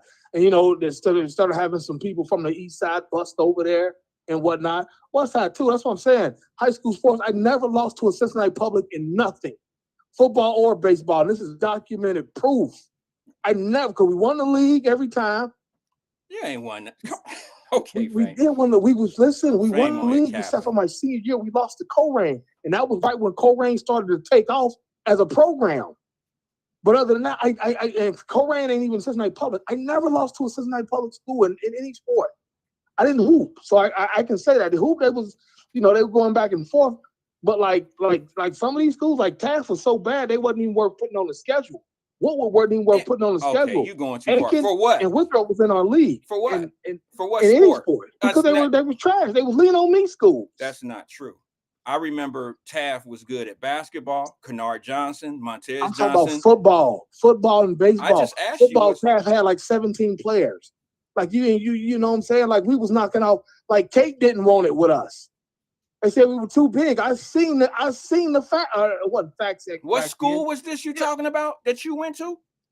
Western Hills. West High ain't never been good at nothing. What are you talking about? Y'all see, y'all about to. I don't want to get into a long conversation about this. Y'all ain't never won nothing, bro. And in Cincinnati, with West High ain't never won nothing. Okay. And Mama Birch don't get mad at me because I know Wayne went there and he balled, but they ain't never won nothing. What's his last name? Wayne what? Birch. I don't know him. He probably a little older. Yeah, he older than you, and that was y'all best years. The 90s, West High won everything, and we weren't about to lose in baseball to no CPS school, but football, we ran these boys. Sorry, y'all, but this is my thing when it comes down to Kate was beating up farmers in small schools like Reading and Deer Park and shit. They played against bigger teams. They got cracked. Even Withrow even beat them 1 year. Wait a minute, don't say that like Withrow 91 to 94. He talking shit. We popped all of them. I got documented proof of it, bro. I ain't got no reason to lie. No, I was second team all city. You know what I'm saying? Second team in the league in baseball, second team in football. As a senior, I was him.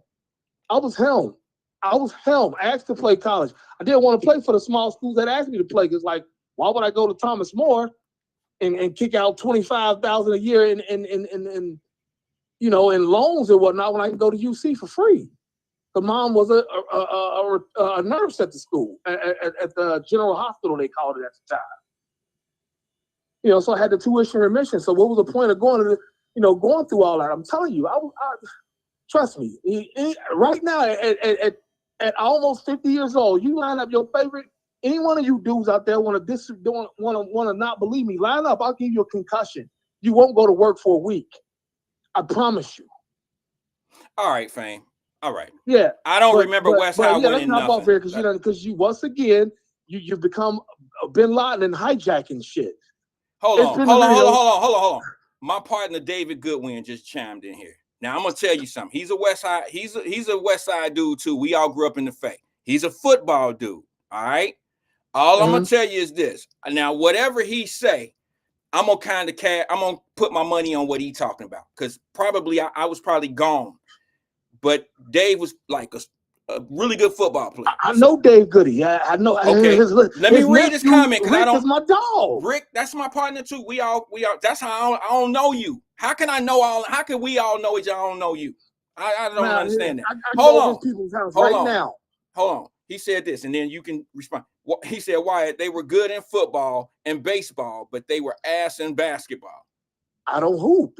I don't hoop. I don't remember them being nothing in football. I don't remember West High being that good in football, bro. Not, and certainly not Y'all might have had some skills in baseball because y'all had people on there that left Gamble that went off and played for West High. And those was us in the fade. That was us.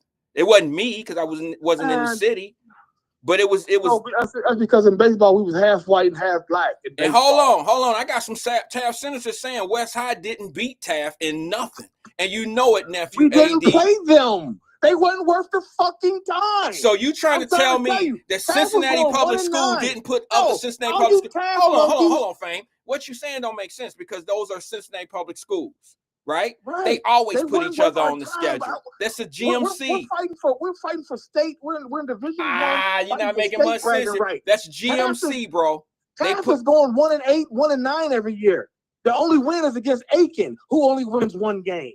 We weren't playing those teams. Dave, that don't even make sense. Every year, this is our first three. Every year in high school, this is our first 3 games. Hamilton, St. X, then Elder. When the fuck we got time for monkey ass Taft? Bro, come on, watch your mouth now. Watch your mouth now. Hold on, because number one, y'all always in the GNC. So how could you not be scheduled to play at Cincinnati Public School? Y'all don't make your own schedule. You don't make your own schedule. Are you gonna listen? Yeah, I'm listening. The league was 3 teams, 3 public schools. 3 CPS, us, Withrow and Aiken, and 3 county schools, Coleraine, Oak Hills, and Mount Healthy. All right, whatever. Okay. You know what I'm saying? All right. Whatever you say, bro. I got you. Yeah, I got you. Hey, you asked, I'm trying to tell you. I'm just saying, I don't remember West High being anything good at hardly anything but baseball. Well, I got your email address. I'm gonna go down to the public library. Don't send me nothing if your name ain't on the wall. I don't care nothing about all that other shit. I don't care what nobody's schedule look like or what their wins and losses look like. When it comes to that type of stuff, I'm all about personal achievement. I need to know what you did because you could have sat on the bench on them championship teams that you described. No, I'm just saying. I'm just being honest. You could go look at my name at Withrow. I led, but I have to admit, I had Tyrone Hill and some people on my squad, so it was easy to. I was 13 years old watching him in a tournament against Alonzo Mourning. That's how much older you are. Hold on, bro. I was a freshman at school, and I was just throwing the rock down to him, and he was dunking shit. That's all I can say. So I didn't have to really do much, but I ain't sitting here claiming, state and being, I ain't saying all what you talking about, but I'm just bro. Like this. I'll leave it you with this. said that y'all was just crashing out on people, and it's in the bloodline. Cape, first graduating class was 84. My brother was in it. Their last graduating class was 94. When they graduated, when they closed in 94, my brother still had the record for most tackles for losses in a season, and it was still on the board.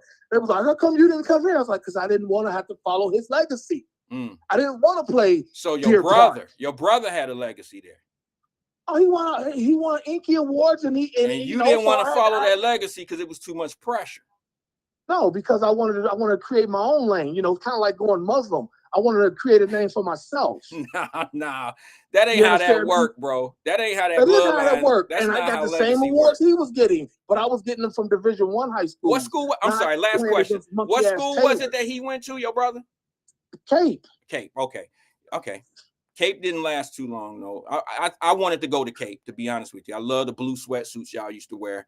I wanted to do that, but I couldn't go. I didn't play for them, but like I said, Sheehan was like, "How come you didn't come here?" Blah blah blah. And I told him, I was like, "No," because let's be real. I'm sorry, bro. You know I love sports and I love talking about this shit. This is my great debate because you know how difficult it was to make a Cape team. You had to make a team in order to get into school, right?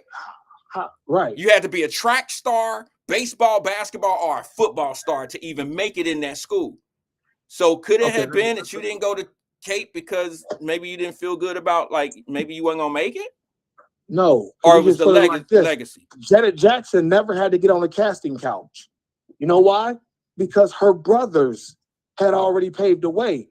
I would have never done none of that in Cape. Makes sense. I would have been there heralded. No, I said that kind. You got all my homies go to. I don't know nobody's going out there. All my homies is going to West Side. Matter of fact, my ace Boone Coon, he left Cape to come to West High. Trust me, it's documented, bro. I ain't got no reason to front. All right.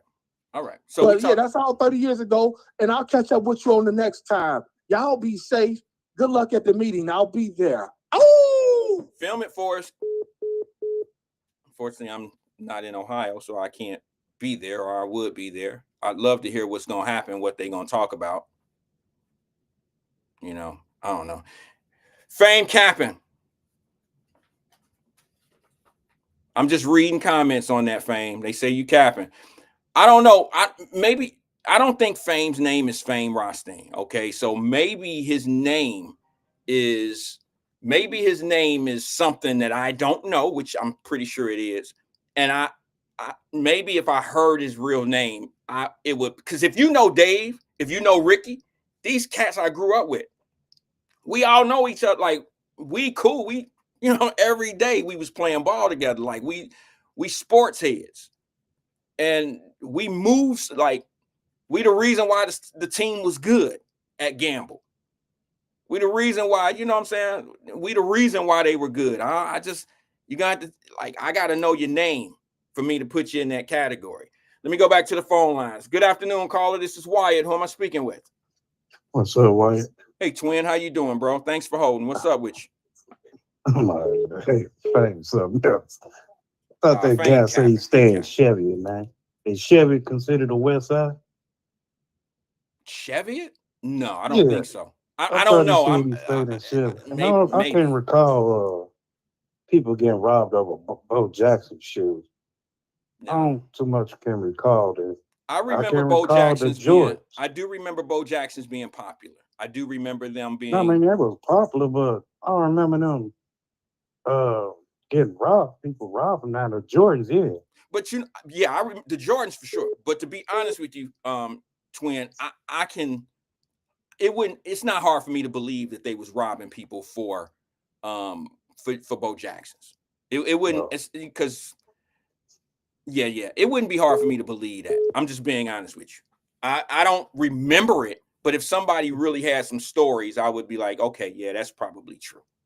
Yeah. Then I saw, I just Googled and stuff. I thought it was 17,000 for in-state schools and 44,000 for out-of-state schools at alumni like Ohio State.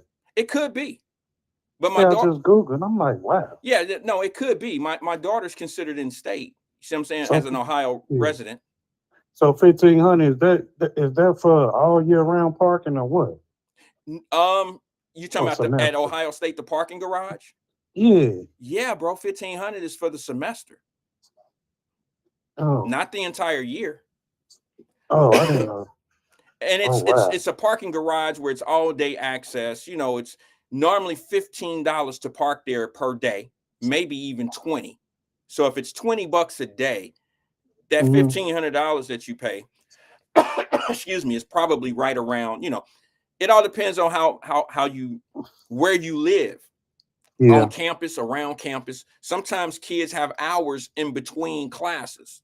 So they may have to go back. So if they have an 8 a.m. class and their next class, and it's over at 10 or 9:45, they may have to come back around 1 o'clock, you know what I'm saying, for a different class. So they may leave and have to come back, and they still use their parking pass. So they may use that parking pass 2-3 times a day, possibly. So it makes sense to buy the parking pass. However, I just think that the parking pass is just too damn expensive. I mean, everything about the place is expensive. Hey, I have to agree with your guy, Andre Ewing, for calling people out. He's been on the force and everything for 30 years. So he knows the ins and outs, the do's and the don'ts, and everything. The man speaks truth and knowledge. And I got to give him credit for that, Wyatt. And I hate to say it, Wyatt. It was killing yesterday and all that. There's no crowd for the black community or any leaders that's out there to say, man, what's up now? But y'all want to, butt fuck this stuff and about this damn fighting and stuff that took place, which is stupid to me. A damn fight, Wyatt. But y'all, if y'all not go, if the chief ain't go arrest or the mayor ain't go get no advice or input on it to lock the Russian up, just throw the damn case away, man. Just throw it away. There's no need to set nobody bond $300,000 like it's a murder dope case or something like that. If y'all not gonna go after the Russian who really started this and everything. What's the purpose of it? Just throw the case away. Man, this ain't nothing but a show to me, man. And that shows you how your leaders operate in the city of Cincinnati. They don't care about us just like that Michael Jackson song. I wouldn't They say don't that. really care about us. I wouldn't say they don't care. They don't, Wyatt. Only time they care is for your damn vote. They don't really care, man. If they really care, man, they can stop this madness, man. They can put a stop to this Drano, man. But they can't. Because they don't want to, man. They get paid off our tragedy. Man, it's a shit show to me, man. A fight, man. You get everybody what's fighting every day from the bar, every weekend, white, black, white, Mexican, whatever. But this just went overboard because of social media and because of white man. You jumped on a white man and a lady, man. But man, it's a show. Just come out and say, man, just throw the whole case away. Well, wait a minute. I don't know. When you say it's a show, what do you mean? Man, it's a show, man. A puppet show. But I need a straight to Jerry Springer, bring your beat. That's all it is, man. A hype show. Y'all don't care about the black community, real. And you leaders ain't even only one that spoke about, had knowledge and stuff and didn't care is that Reverend Damon Lynch. If you go back to what he spoke about, he was the only truthful person. Hey, I don't care who it is.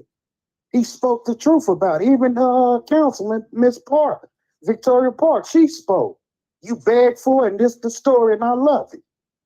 And now it's an outrage. No, you can speak your man because he was dead wrong for what he did.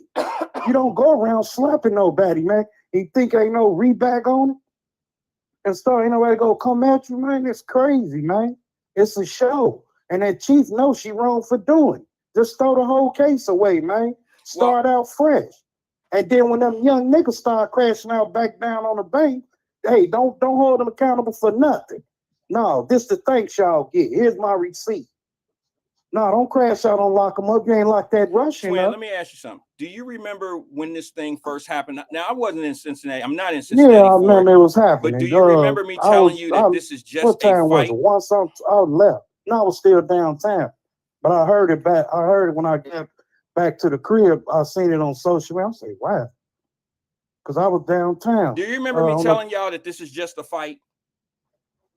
You said what? Do you remember me having the conversation and I told you this is just a fight? Let it be a fight. Yeah. Because of alcohol and the things that come in, let it be a fight. Don't make it racial. Don't make it about any of that type of stuff, because I'm going to tell you something. Some people will take advantage of this situation.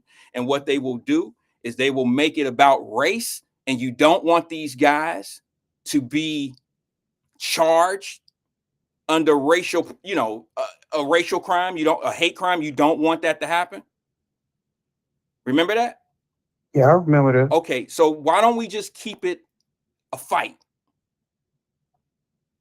But if you got the KKK passing out flyers and all that, stand your ground and be armed, what you mean? That's a racial thing.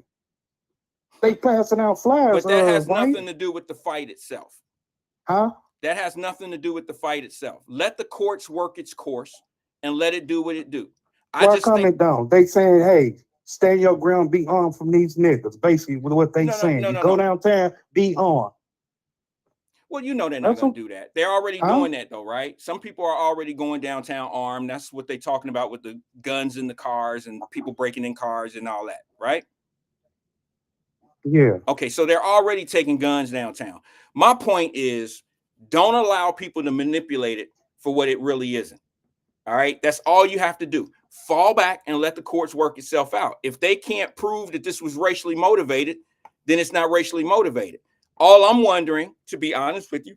But if you look at it, why it's got to be racial motivated. If they just point at a damn fight that the black people jumped on the man and the girl, they looking at it as a race base, man. What are you saying? But they have to. But they ain't showing how it started. They ain't showing that part. Only thing they showing is giving up. Well, we got 6 arrests now. We look for 6 people now, and we got this video right here showing that they did these to these people. They ain't saying how it got started. That's race, man. What I'm saying to you is this: because the media and other people who have no relevance in the court of law are making these comments, does not necessarily make it a racial combative, situation. You may hear these rumbles, but in a court of law, they're going to have to prove that these young men and women, their motive was a racial motive. They're going to have to prove that. I understand that, but you got the radio 700 that Tracy Mackey pushing that narrative on. Hey, they gonna believe them white folks. But that man. has nothing to do with law. All right, Man, I'm trying to tell you, man. They gonna believe them hunkies, man, over the niggas. Trying to tell you. okay. And maybe it was conspiracy of, Wama Swan, one of them probably, hey, go down there. Who knows?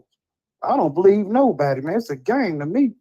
They playing this puppet show real well, man. And I'll say, if you go do it, go lock the white man up too. Why it just gotta be us?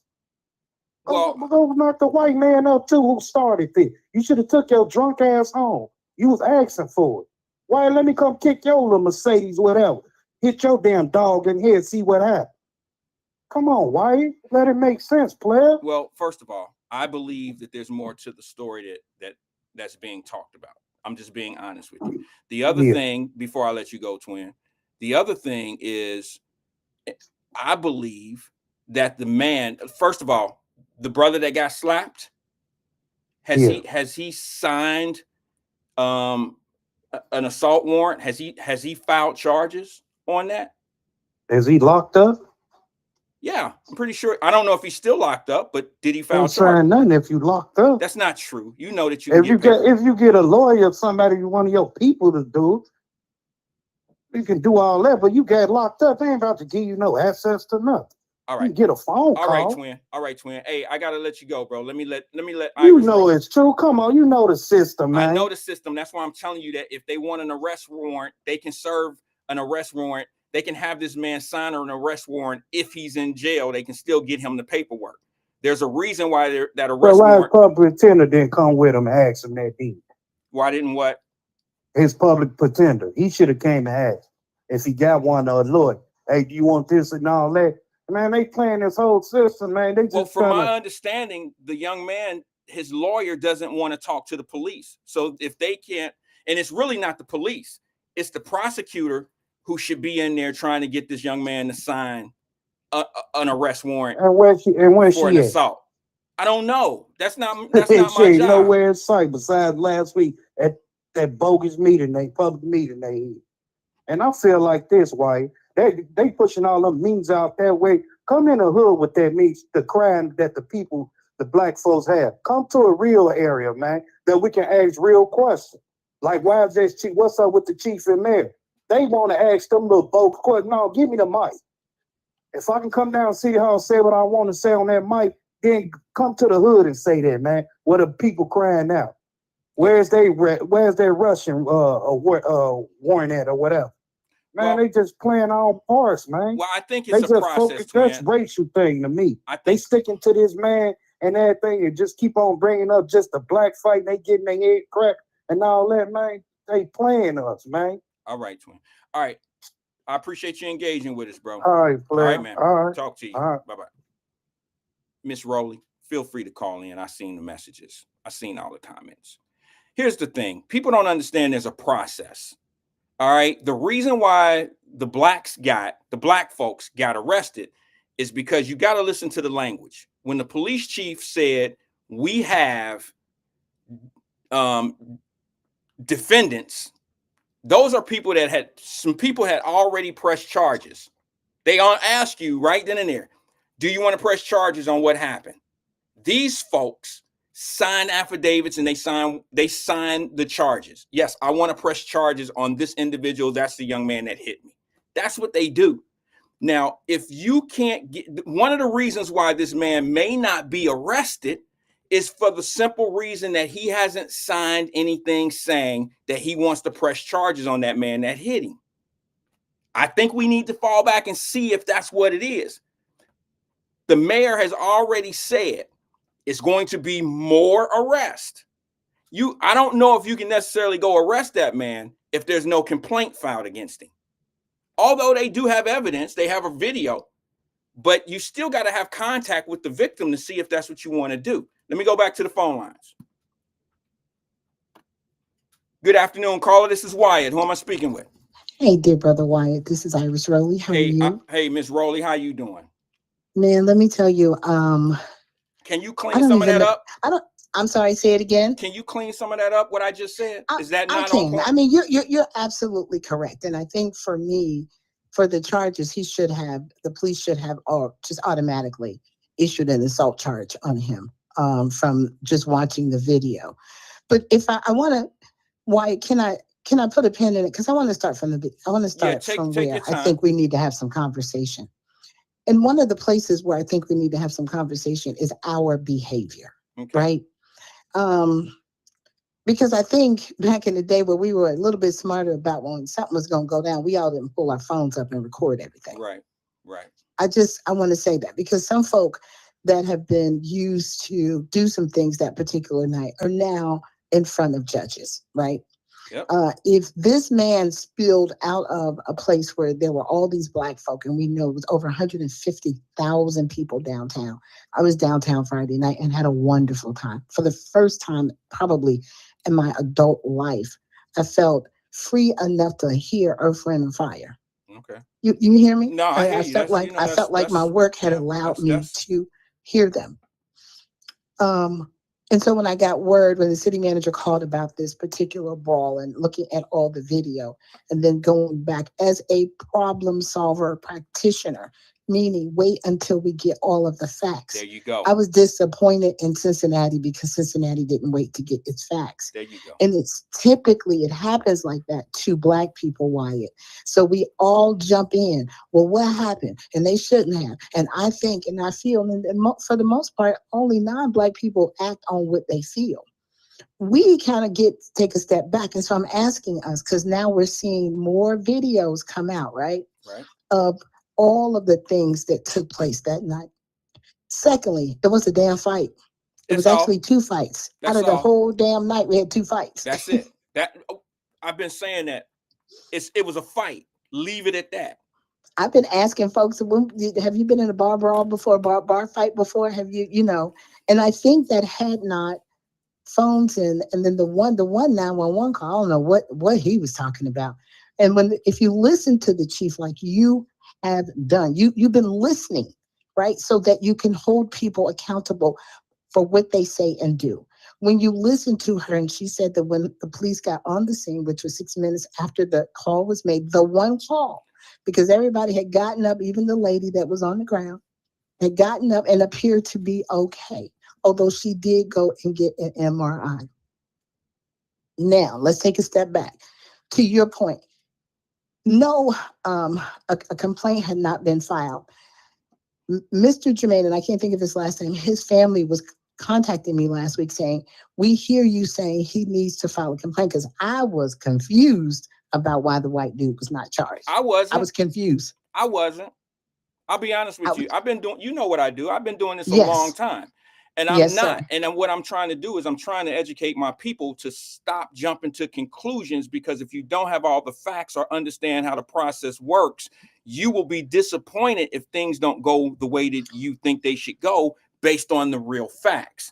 Now, Absolutely. And so then I called and I asked the chief, what has to happen? And she said, we need for him to file a complaint. makes sense. Well, he was locked up when his family was calling saying, hey, he can't. And so when the investigators tried to go and talk to him, his attorney, Michael Fox, said, no, don't talk to my client. He's not a public defender, by the way. He's not a public No, defender, by I the know way. Michael Fox. He's a very good public. He's a very good attorney. He's a very good attorney. And so no, he is not. But he could be, because not only public defender attorneys who work for the public defender's office are public defenders, but panel attorneys, which could be a Michael Fox, that are appointed by the judge when one isn't available, could represent Right. someone I mean, that is right. So those are you called have some that panel do attorneys. they're required to do pro bono work once a quarter anyway. You know what I mean? So, Yep. you can end up with a Clyde Bennett one day. You know Absolutely. what I mean? And they are called panel attorneys. Right. So because they're not, they do not work for the public defender's office. I just happen to be a public defender commission. So No, I get it. we're going to speak truth to power, No, and you're educating people righteously, because we need to know how the process works. So That is what is happening. But I was told, dear brother Wyatt, that the complaint reflected that Mr. Jermaine, and I cannot think of his last name. It's okay. We You know, the the arrest, the report was brother that changed got to arrested. reflect that yes, he was slapped by the Russian. The other piece that I want to say, and I was listening to Twin and I was really trying to follow him, and I think that this is what really frustrates me. The city wasn't trying to do none of this. This was all orchestrated by hate and hateful people for political gain. All of this that you have seen Cincinnati currently going through, and the the the the mountain of attack on Iris Rowley is politically orchestrated. So we have to keep things in lane so we can understand who we're fighting. What vampire am I chasing in the daytime? And so when I'm listening to Twin and he's throwing all of it in a pot, don't do that. We got to separate so we can know who the enemy is. So if we want to talk structure and fighting back, you at least got to know who the real enemy is at this particular time. And you, my dear brother, are trying to help us understand that. Well, I think, let me just say this. I got to speak in a little bit of defense of Twin. And let me tell you why. Because I think what happens is Twin switches gears so fast, Ms. Rowley. He's for the right thing in certain situations. Like this, I was a little confused in what he was saying. 1 minute it was a fight. 1 minute it was the city's doing this to us. The next minute it was so much going on in that conversation. You got to kind of follow. Well, where are you in this? You feel me? Yes, sir. It's just it can get a little congested, a little confusing sometimes. However, I think in his heart, he wants to say they doing this to us. I know that's what he's trying to say, but he needs to identify who they are. Right. And I think that he just gets a little confused in his presentation sometimes. But go ahead. I will accept that. But because the target is zeroed in on my back and my family's back, I listen, y'all. I'm here to tell you, if you're on the wrong side of history, you're going to be on the wrong side of Iris Rowley, because we are at war now. The war has been brought to our streets. The war has been brought to our town. Everybody was fine and happy. I had friends calling me like, damn, we can't even bask in the glow of the weekend of being able to be and have such a wonderful, safe time in Cincinnati. The whole narrative that Black people in Cincinnati and how unsafe Cincinnati is not coming from us, Twin. So you have to look at the perpetrators of the offenses and not put us all in one gaggle of they all together, because we're not. There are people here that we need to hold accountable, such as the prosecutor. Why is it that the other three people have an aggravated writing charge and we've not seen that for the white guy? Well, let me bring a little bit. So why is that? Let me bring a little bit to the table on that. Let me tell you what I'm disappointed in, quite frankly.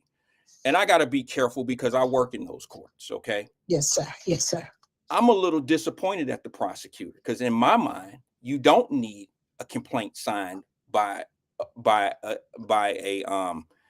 someone if there's an assault. Miss Rowley, have you ever heard of a woman showing up for court on a demand? I'm just using a woman because this is more common. Yes. If a woman shows up to court to get a bond hearing for her boyfriend that beat her up the night before, they stay in the same address. The police hauled him off the court. Hauled him off the jail. He show up in courtroom A the next morning. The young lady show up and says, I don't want to press charges. Does that case go away right away? No. It doesn't, right? Because now the prosecutor presents it to the judge sets a bond, and what that young lady says has absolutely nothing to do with that bond hearing other than if she says she fears for her life. Okay? That's it. That's it. Mm-hmm. Now, let me tell you what happens.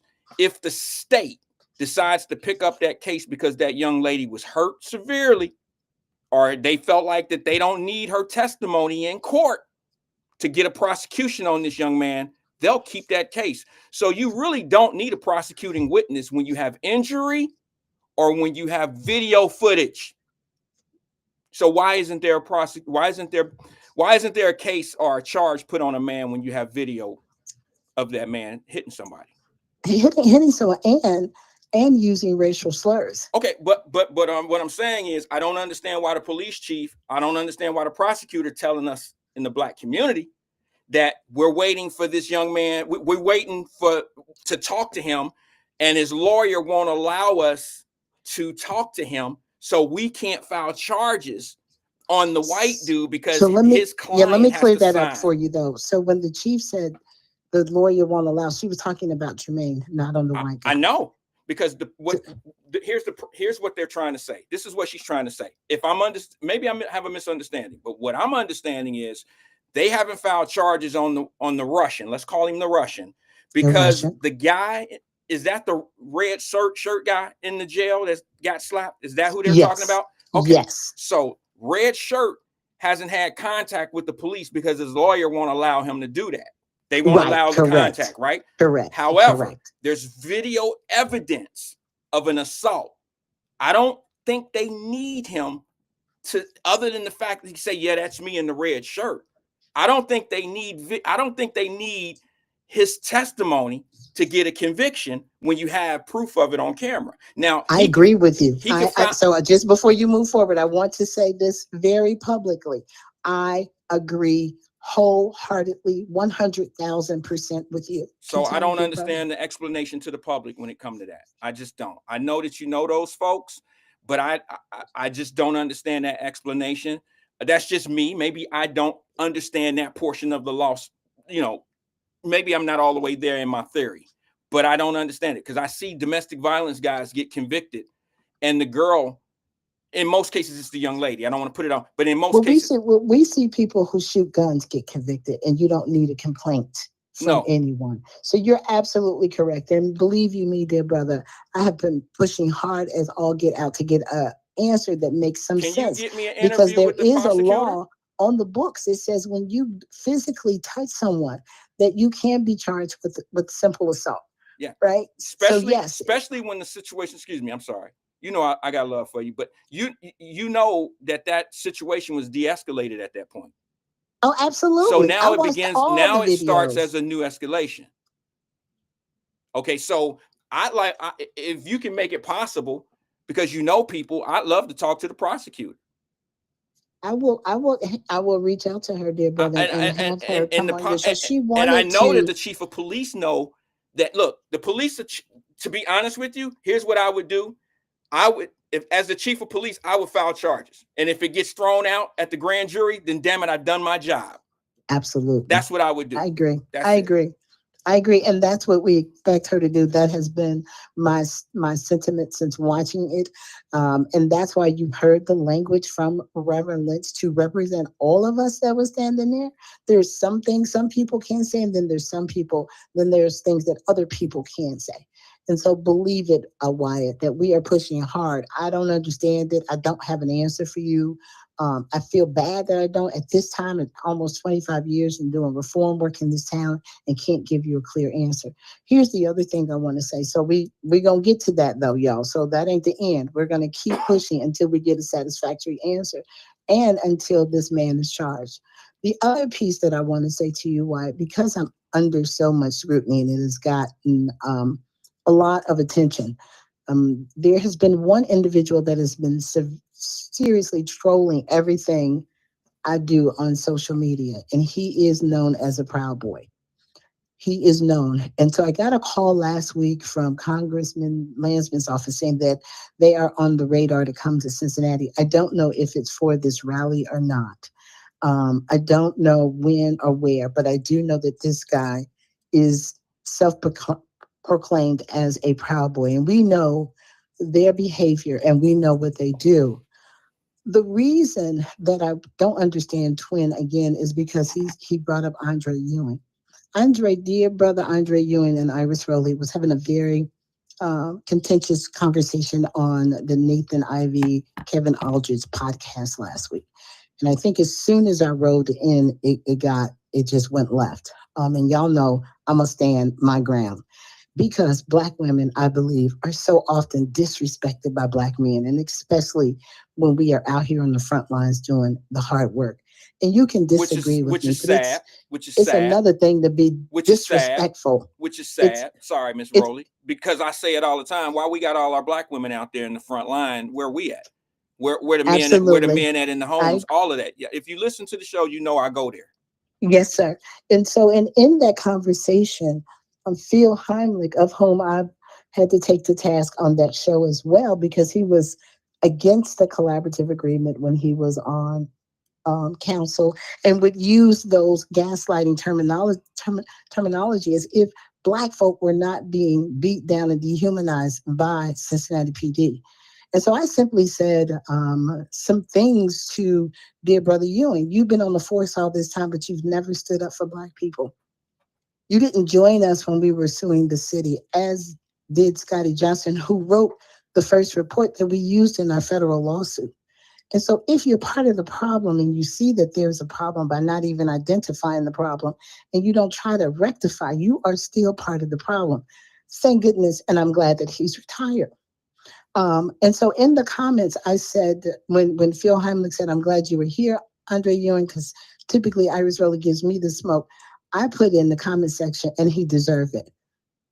Those folk that Twin is supporting took that statement and is now sharing it across the country. Meaning who needed that smoke? The Andre Ewing, whom okay. I was talking to. Okay, I'm sorry. I'm Ewing. a little confused with maybe they misunderstood and you trying to affiliate it with the situation that happened downtown. They did. No, they didn't try to. They did. And they didn't misunderstand, because if you listen to the podcast and you read the comments, it's clear that I was talking to somebody else. Now, if you want to ask me what I think, don't come down there with all that mess. You're going to get what you're looking for, whether you're Black or white. I'm not going to honky talk land, drunk and calling out honkies. I'm not going to do it. Not by myself. I'm not doing that.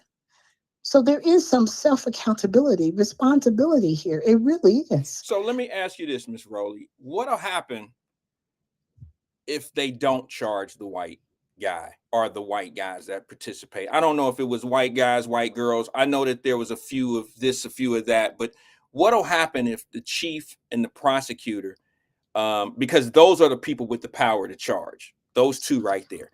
Yeah. I mean, he can go down and file a charge on his own. He can go, he could go to the prosecutor's office, the person that got slapped, and ask for charges to be rendered on this individual. But let's just keep it the political end of this.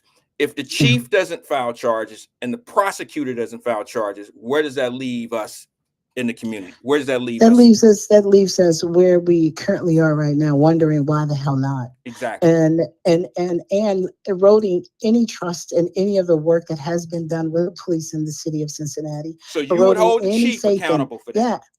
I'm sorry? You would hold the chief accountable for that and the prosecutor. Okay. I just want to make sure we're on the same page, because I think people need to put the pressure where the pressure belongs, and forget all that other stuff. Forget all that other stuff. Put the pressure, if that's what y'all want. If you want if you want this person to face charges, you're gonna have to put the pressure on where it belongs. It's just simple. Absolutely. And then you have to follow. You still have to continue up. This is not, dear brother Wyatt. We need short-term strategy and long-term strategy. We're not going to get rid of Donald Trump, who's about to exacerbate the worst. To make the cuts to housing and to food and to Medicaid and Medicare will drastically impact people. People are going to try to find out ways to eat. They're going to try to find ways to live. They're already doing it. If you look at the data around crime, which they're trying to use against us, even though we're at an 18-year low. Hello? When you see, yes, sir. When you look at the crime data and you look at part 2 or part 1 crimes and what is escalating, you still have to peel crime and violence back. What makes one do that? It's not that just people are just born innately criminal and they're going to get out here and do something, but what is happening in society that will make one do that? This is why we have to problem solve. This is why you have to peel the onion back understand if things, excuse me, dear brother, if things don't work in the education sector, in the housing sector, if you don't eat, if your mental health or just your health period is in check regularly, like a human being has the right to have, folk are going to figure it out for themselves and do things that they will do, which will not be positive for communities. And so we have to do that. You just can't say, oh, Iris is a criminal. Yeah, but why is she breaking in my car and I wake up and go outside and she's sleeping in my car? Her ass is homeless. Here's Why one do thing we on have that. 4,000 homeless children in our city? Here's one thing I'll What? say about that. I'm sorry. I'm sorry, Go ahead. my bad. I'm older. Okay, I'll lose train of thought. You know how you have to know who I am to know that I'll lose train of thought. But in this particular case, I listened to the radio today, and there was a young lady who was talking about her own son. Okay, and she was talking about how, because a judge was on there, a juvenile Yep. judge. Judge Bloom. Johnny tagged me, said that juvenile judge was on there, and they were going to talk about what's going on in real life with the youth. And what I heard was a sister that needed help. She needed help at home. See, because I believe one of the problems that we run into is we don't have enough strong men in these young boys' lives, and they just run over their moms. You understand what I'm saying? And that is something that I have pushed over here for the longest. We have too many of our sisters that are doing this on their own. Let me tell you what happened over here, Miss Rowley. I have gotten so much blowback because when I say something like, now you at least methodical, you'll think something out, right? If you won't just hear me and just run with it. I've always said women can't raise these kids. Women can't raise a man. A woman can't raise a man. And when they hear me say that, they really jump to the gun and just attack. No reason behind what I'm saying. They don't really want to hear it. It's because young men need a male in their life. They need a role model. They need someone that's going to be an iron fist in their life, not just a disciplinarian, but someone that teaches a man how to treat a woman. You got too many women treating they sons like a boyfriend. And I don't mean it in a nasty way. I mean it like she's not raising him to be able to take care of a family. Well, can I help you out a little bit? Sure, go ahead. So I just celebrated 31 years of Black love marriage, July 9th. Anniversary. Congratulations. Thank you. When I married Jesse Rowley, I had 2 young Black boys. I always knew, because I had a very strong father, that I needed a Black man to help me raise them into men. You follow me? No, I'm and right. So, I'm and right so there. part of our Black women, and I don't want Black women to get mad, is our own trauma and the things that we refuse to look at and deal with before or while we have children, because we pass that on. And sometimes it looks like not just a boyfriend, but you're the man of the house when there hasn't been a man to teach the boy how to become a man. Now, while we can teach some purposeful, constitutional, character building things for young Black boys, to make him a man, you need one of those. There you go. And you have to pick and choose wisely. So then you have to look at yourself and say, why did I do that? I did it once. I didn't want to do it again. And that's where I was. I said, I'm not doing that. I had 2 boys with a male. I need a man. There you go. To help me raise them. And if you told my 2 grown, the oldest 2, that Jesse Rowley is not their father, they would fight you. Although they love their dad. You understand? No, their biological dad. Because that was not going to be a problem for me. Anybody I'm sorry. Miss Rowley, I'm sorry. I do that a lot, but I'm sorry. I don't believe in stepfathers. I believe in men that step in a child's life as a father. Okay, I know that they have these titles. I only believe that a stepfather is someone that comes in and steps in if, for instance, their other dad passed away, or there was you understand what I'm saying? But let me tell you something. Their dad calls Mr. Rowley more than he calls me. So, but Mrs. Rowley wasn't having that. Mama wasn't having that. Iris wasn't having that. And so the path that I was charting for all of us was to navigate around them. They are first and foremost. And so I knew that I needed a strong Black man to get them to a point. I'm a girl. Right. I still don't understand the male species. You can teach them boys. Are they sons? I'm sorry, are they sons? Oh, mine? Yes. Yes, I have 3 sons and they're adults. They're with their own children now. You can teach them respect, morals, principles, and all of that. Yes, but there's just certain things that a man can teach a man. You know what I'm saying? I agree. You know, I agree. And it's just, that's what's missing. You know, we got all these young men out here that don't have that one kind of guidance. All right. And let me just say this to you. It's very difficult for a man to get into a kid's life at the age of 14 and 15 and begin right there. It's hard because that 14, 15-year-old is generally already somewhat, their mind is already made up. I'm not saying in all cases, but in most, that kid don't really want nobody to come in there and change their life because it all depends on where they are. You know what I'm saying? It all depends on if they looking up to OGs and all that old type of stuff. You know what I'm saying? Yes, sir. Let me say this because I am getting ready to go to the rally and I am speaking. I was just having this conversation with dear brother Roger Mitchell. He's president of the National Medical Association, president of Howard's University's hospital. He's a forensic pathologist, but he does a lot of work around reduction of violence. And part of what that dear brother left us with this weekend was we have tons of soldiers on the street that are not being fed. And he said to me, he said, Iris Foley, I looked you up before I got here. You've been out on these streets trying to feed the young brothers. And it's not the food that they need. It's the wisdom. Is what you just described. It's the wisdom. It's like this. I'm gonna tell you something that I learned in the 6th grade because I went to CCA, as community. It was, I don't know if you remember the Kellys, but they started a school back in the day in Madisonville. It was called CCA, Cincinnati Community Academy. And what I learned, it was an all-black school. And what they taught us in the 6th grade was in Africa that the tribe leader, the king, would go take all of the 12-year-old little boys out of the huts with the mamas and send them off with the men. It was over for the women at that point. It was time to now learn how to be a man. You feel what I'm saying to you? Yes, sir. The mothers were done at the age of 12. At 12 years old, it was now time to be a man. So they took them out of the huts and put them in a different hut with the father, because now it's time for that kid to learn how to be a man of a house, a man of a family, a man to a woman. Okay. And that's what we missing right now. We got a lot of people. We got a lot of people out here that want to step up and I believe in the mirror. I believe let's start in the house first. You got to look at yourself. You got to make your bed. You got to clean your house. I grew up in the projects. I tell Mama Birch this all the time. We used to have to clean our apartments first, and then we would clean the hallways.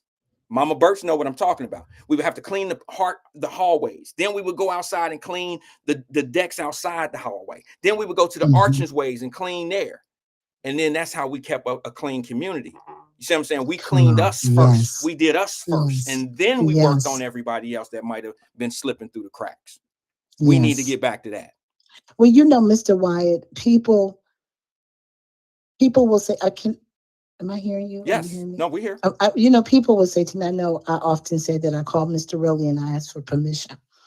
And I've had some sisters call me here recently, like, we heard you say that. Do you really do that? And I said, I absolutely do. I absolutely do. It's not for permission to go, but for permission to even have the conversation and discuss the wisdom and what the hell I'm talking about, and to hear what his thoughts are, so that I go wisely into where I'm stepping, especially if it's chaotic, and that for me is just how I love living in my marriage and my life. And he reciprocates. It's not the permission to be, but I'm a married woman. I have to recognize the other side. And I want to say this to all of us: in service to our children, let's try to make the best nucleus for children as we possibly can. Let's learn. We are seeing now in our day right now, and I understand where your frustration is coming from, Wyatt. We are seeing in our day that our children are left in the wilderness by themselves. We don't have a child problem. I'm sorry, Ms. Iris Rowley. We don't have a children problem. We have a parent problem. Let me finish. I got to give you the reason why, dear brother. Go ahead. Let me give you the reason why. It's a story to this. There was this kid who was outside in the park who got killed for being outside, and not locally. And people were saying, well, why wasn't that kid at home at 2:30 in the morning? Well, when you followed the child back home, there was no doors, there was no water, there was no electric, and there was 10 other people living there. So the baby at 11 thought it was safer, more cool, more things to do over in the park with his friends. Right. That is an adult problem. That is our problem, sir. You understand? No. So we have to step in there. And I hear listen, I have one. I live with one. I love him. I love him. I love Mr. Rowley. And so I agree with you. But so in the sake of trying to rebuild and repair, because this is what we should be doing. right now is reclaiming our children.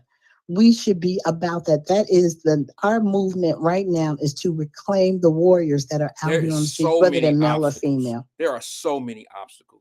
I think you would have to agree with that. There are so many obstacles. If it was easy to do, we would have been done it. But we have so many obstacles. We have so much corporate against us.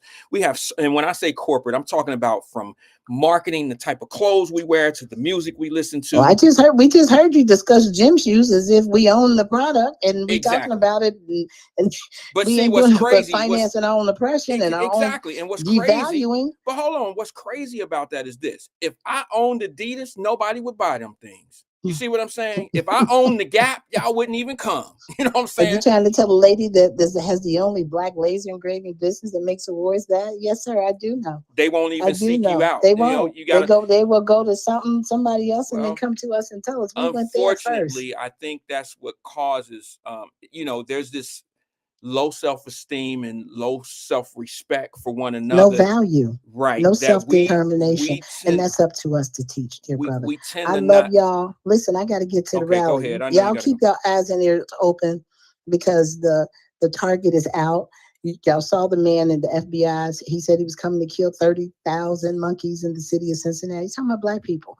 So this is serious, dear brother. I appreciate all the dialogue, and I haven't talked to you in a while, It's been a but I will while. work on the prosecutor and the chief to get them to your show That's where it to is. answer the Well, questions. you get those. They look.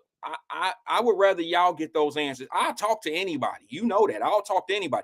But I'd rather y'all go ahead and get them questions, because they standing up on the stage with y'all. See what I'm saying? Like, they standing Yes, up in the sir. press conference with y'all. They not gonna answer no questions with me unless I get them on the stage. I've had a conversation. Look, Miss Rowley, I know you got to go, but quick thing.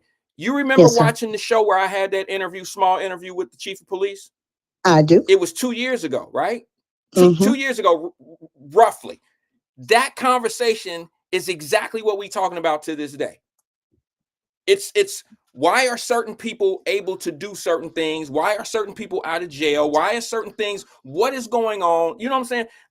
I just didn't think that I got the right answer, because I think she's under some type of pressure. Somebody's stopping them from doing what needs to be done. I just don't know what it is. I think when you've participated in the ecosystem of racism and privilege, it's hard for you to say it. There you go. And I Well, think that I mean, I really do think it's hard for you to say it. And that's why the collaborative is so critical, because we changed the policies. We didn't necessarily need to change the ruler. We need to change the rules. wait a minute, And hold so on. Twin, that's what are you what I was talking about? explaining to dear brother Andre. We changed the rules on how you actually police. So sometimes they're not going to say it. And we just got to call a spade a spade. I agree with you 100%. I think it's janky, jacked up. It's horrible Yeah, I don't that the get white it. dude didn't get arrested that night. The next morning, as soon as they could. I'm totally with you on that. All right. Well, You you will go not ahead get it. and You will go. not get anything from me on that. Y'all All right. keep your eyes and ears open. If y'all can't come to the rally, it's at 4:30. It's on River Road. The flyer is all over my Facebook post. And y'all just be safe. All right. Talk to you soon. Thanks for you. engaging with us, Mr. Rose. Bye-bye. Twin, what you talking about? Quit being scared. Don't back down now. What are you talking about? What conversation? What we agreed on some things. I believe we almost agreed on everything. I'm asking her for accountability of the people that can press charges, for the people that they have in place. Y'all up there with them folks. They not gonna come over here and answer no questions by me.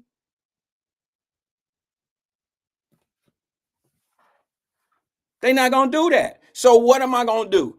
If you can't beat them, you join them. I'm just asking the question. That's your prosecutor. Who could? Here's. I think I said this to Miss Rowley, right? Did I not say? Did I not say? If I'm the police chief, I would just press the charges. And if the prosecutor can't get it prosecuted, as the police chief, I've done my job. If they can't get an indictment, I've done my job as the police chief. And now who does it fall back on if I can't get an indictment? It falls on the prosecutor. Like, well, you got the evidence right there. Why can't you? That's all I was saying. I don't know. I know what a lot of people want. They want us to argue. I'm not going to argue.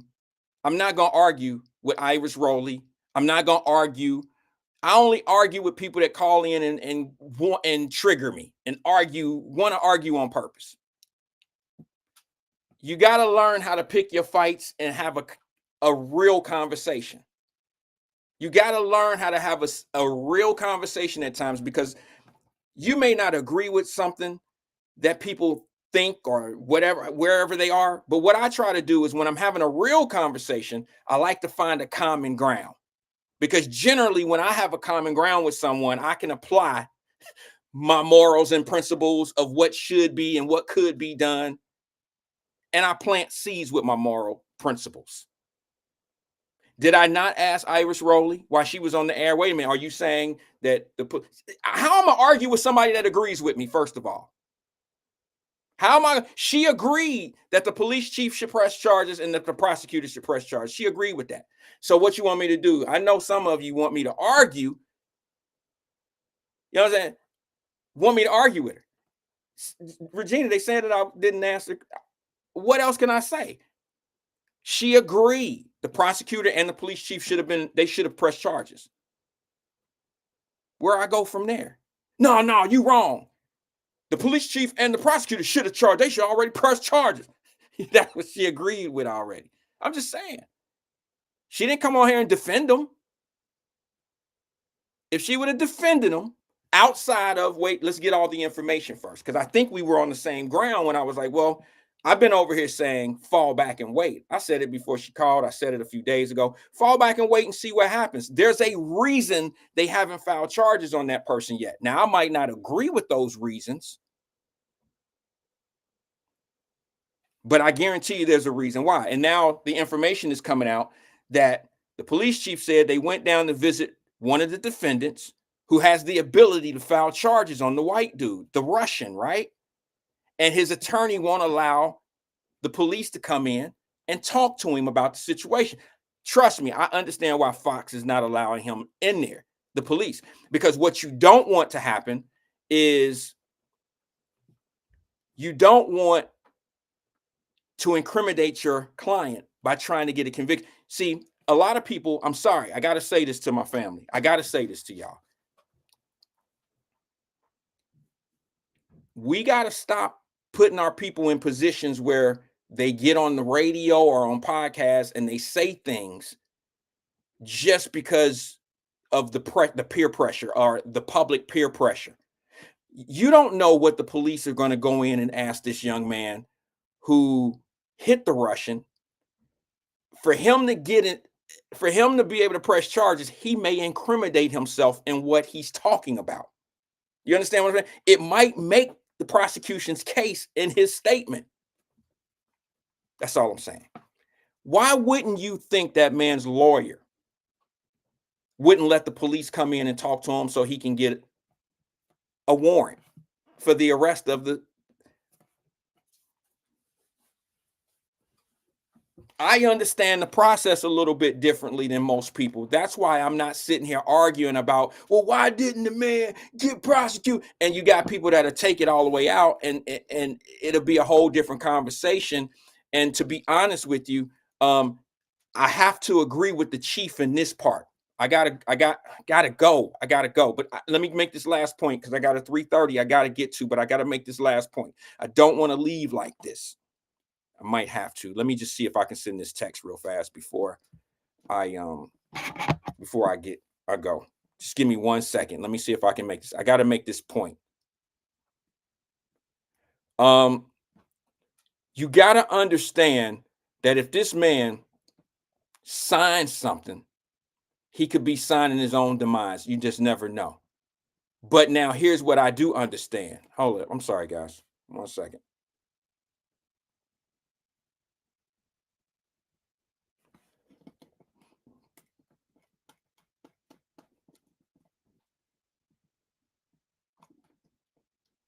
I do understand this.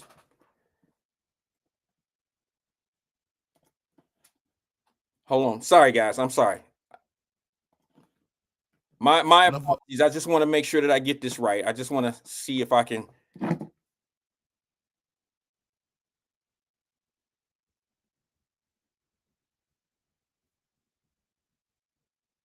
Sorry about that. I don't exactly remember what I was saying, where I was in it, but I'll start from where I think I was. I understand why Fox won't allow his client to talk to the police. Okay. I truly understand. All right. But in my mind, I could be wrong. I don't think that the police chief needs a signature or a complaint filed with video evidence. If a young man hits a woman in their home, a domestic violence dispute, and it's caught on door cam, he smack her right outside in the front, and it's caught on door cam, and this young lady says, "I got the video. He hit me he hit me on the porch. He did this, he did that, and blah blah blah." And in 2 days, she don't want to file charges. The police could take that evidence of the door cam and say, "Oh, it's okay, ma'am. We don't need you anyway. We got the evidence of what we gonna charge him with domestic violence or an assault. We don't need you. Here's the. I know you don't want to press charges, but we, as the city, state, we're pressing charges. We don't need your testimony. We got video evidence." That happens in court every day. Well, I wouldn't say every day, but that happens. So when I hear people say, and this is just me, and I challenged, and I don't think she really disagreed with me. I really don't. I challenged, like, I see this where they don't need a signed affidavit or a warrant or a complaint to be able to get a charge on someone when you have video evidence, a door cam, some type of camera, some type of video. So why would you say that to us? That's all I was saying. And I think she agreed. Now, I could be wrong. I could be totally wrong. But I thought an assault was an assault, whether it was on a woman being in a domestic violence situation or if you had a fight on the street. Because it's about law and order and safety. Law, order, and safety. It is the prosecutor and the police chief's job to keep law, order, and safety in the streets. If that person, let's just say, for instance, if the Russian would have hit the black dude would have fell down and hit his head and was not allowed to press charges because he was not alive. He fell down and hit his head and he died. You would still have a murder charge on this individual. He wasn't alive to sign a complaint because you have it on video. You have the evidence right in front of you saying, this is what caused this situation. We have it on camera.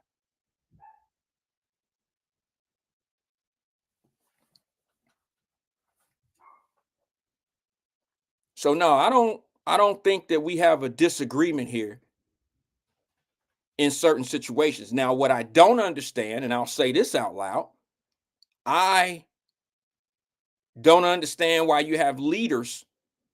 Now, maybe I get it. Maybe it was an indirect, direct comment. When you standing up there on stage with the people and you asking for justice, don't act like it's somebody outside of your realm that can give you that justice that you're asking for. It ain't Joe Dieters. It's the Connie Pillis. It's not, I don't know. It's not Chief Blackwell, who used to be the chief. It's whatever the chief of police who was standing up there. You could turn to your left or to your right and ask them, why hasn't this happened yet? Now, a reporter did ask the chief of police. I don't necessarily agree with the answer. However,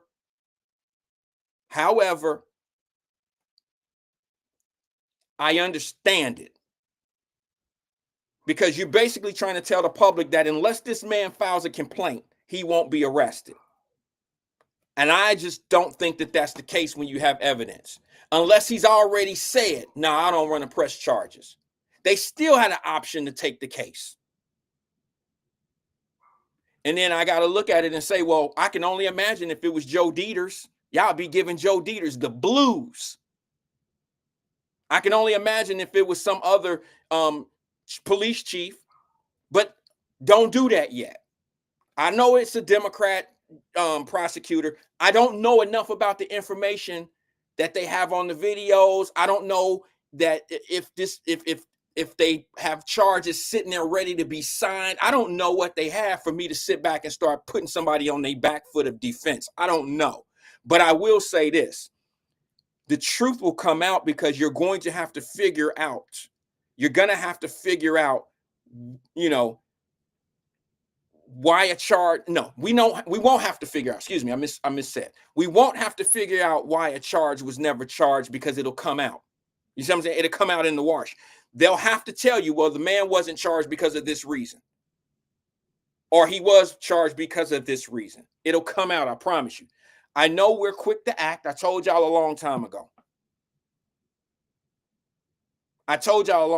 Let it play out. I don't always have to be the first one to say what needs to be said. I sit back and I wait for the evidence to present itself. I still think, quite honestly, that there's a lot more to this video. I still think that when the chief says there's more people to be charged, I don't know if she necessarily means the Russian dude, because quite frankly, I just believe that if the chief of police really wanted to charge this guy, she could have already done it.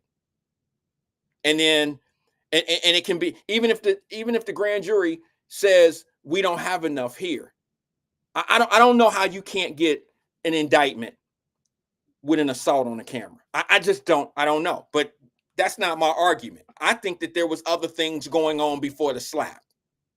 I think that they're not showing y'all everything. That's just I said it and I showed you. I think there was other things that went on before the slap. And I'll be honest with you. You want me to tell you something? Not even on a legal point of view, my personal point of view. I think that there's people that don't want to charge him because they think that he just did something in retaliation. You see what I'm saying? Like if Carolyn Smith smacks me and then I smack her back, they don't want to go after me for smack. Well, that's a bad example. I should have said a dude. All right, let me find a dude. If Twin smacks me first and then I smack Twin back, for some odd reason they don't want to charge me because I slapped him back. It was a retaliation. And a lot of people aren't looking at the full video. And I told y'all a long time ago, video is one thing. When I watch video, I listen to audio. Audio is more important to me than anything. I've been telling y'all that for 5 years. Audio gives motive. The video sometimes shows one thing, but the audio can explain motive.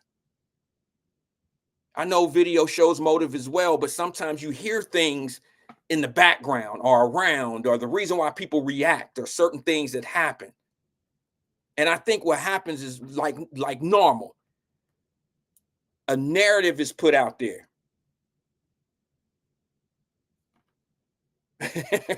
Karen said, we going to the ground wide. Yeah, we moving furniture. I don't want to use no lady in that case because I don't like that. I didn't told y'all my story. I'm ashamed of it. However, I just believe that there might be other reasons why that person hasn't been charged yet, because in my mind, I believe that he can be charged right now to this day. That's just my opinion. I could be wrong. I could be totally wrong. Wouldn't be the first time.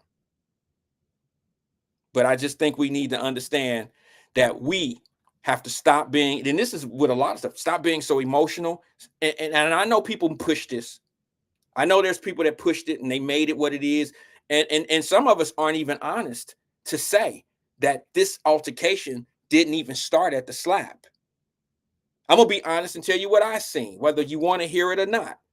I seen the dude in the red shirt hit the Russian, kicked him one time and hit him in the head. But here's the problem with that. It was de-escalated at that time. Somebody got in between them, slowed it down. That get my hit back shit, that's what your mama and them then taught you. See what I'm saying? That's, you know, I know daddies tell you too, don't let nobody hit you.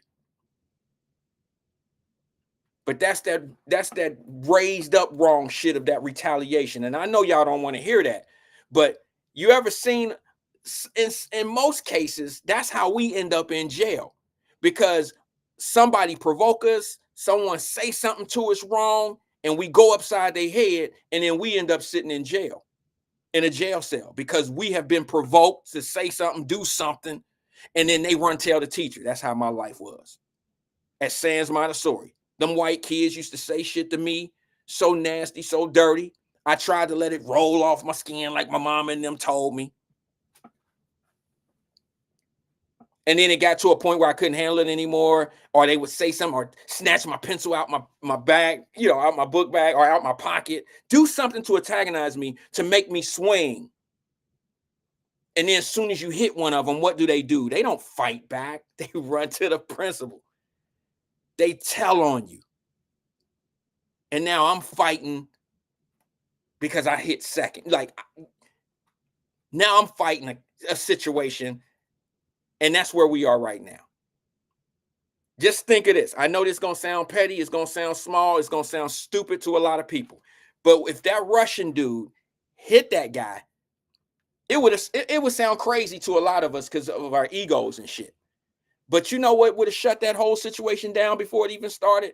Is if that Russian guy started it with that first slap. I'm using your logic. If he started it with that slap, the brother could have just said, okay, I'm about to get you arrested. Because that's the type of shit they do. You understand?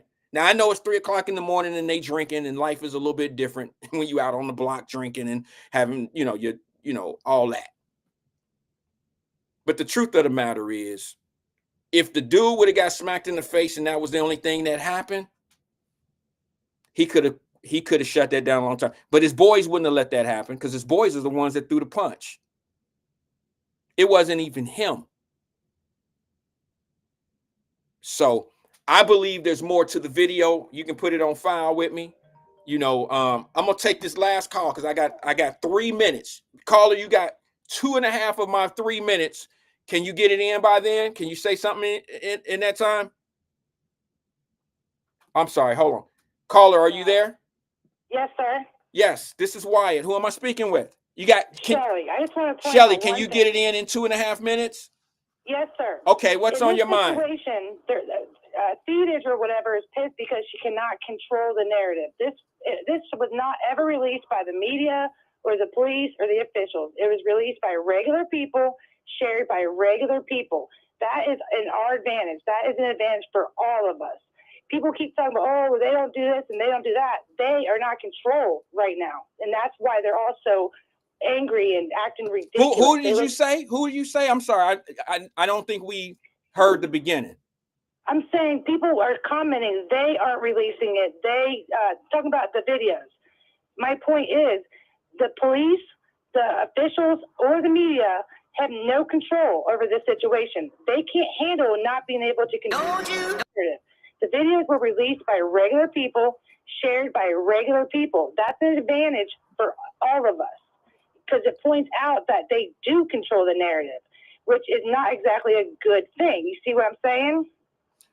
Yeah, I understand what you're saying, but once it gets out there, the narratives are going to go in all different directions. I get what you're saying, but not this time because it's regular people, right? It never was at the mainstream media. It was never in their hands. This was regular people sharing it the way they felt sharing it. I'm sorry, you say your name was what? Shelly? Right. Okay, Shelly, I don't think that's accurate. I hear you. You're right. But just because regular people get the video first does not mean that regular people can't stop and play the video from a point that they want their narrative to be expressed. Well, but that's different than when the government gets to control the narrative, right? Remember when that stuff went down with Steve Riley's family? Who is that? I don't know who that is. I'm sorry. When the weatherman's drunk sons beat up those old people, okay, and they tried to hide it and everything. Okay, I know what you're talking about. Okay, right? At the Montgomery Inn, right? They got misdemeanor for that. No DUI. He was driving Simon Leese's truck. And the people he beat up, their son, he got charged with the menacing. But they tried to sweep that in the rug until a regular person put it out there and regular people shared it. I'm saying this is in our advantage because whether it's right now it's white and black, but when it's black on black, they still want to control the narrative. You see what I'm saying? I think I understand what you're saying. I don't understand I don't get the parallel point to what you're saying about what happened at Montgomery Inn because I don't think we had video of it the same as this video of this incident. But I think I know what you're saying because the media had the initial video. Is that what you're saying? I thought it was on social media. They buried it. They didn't want the public to know. The public only found out because the lady that the regular citizens shared it. That's the only reason it got out. So the reason they're acting all stupid and they look so stupid is because they can't control the narrative. But they are controlling. I think both sides are controlling the narrative how they want it to be presented to their sides. I'm in the because it's in the public's hands. No. I think who controls the media is showing something totally different than what a lot of people on social media is showing. Okay, and then let's just say this side is showing a slap by the black guy, and that's how it all started. That's the narrative over there. The other side is only showing the one lady getting sucker punched and the guys being kicked on the ground. They're not showing the slap first. Two different sides showing two different points.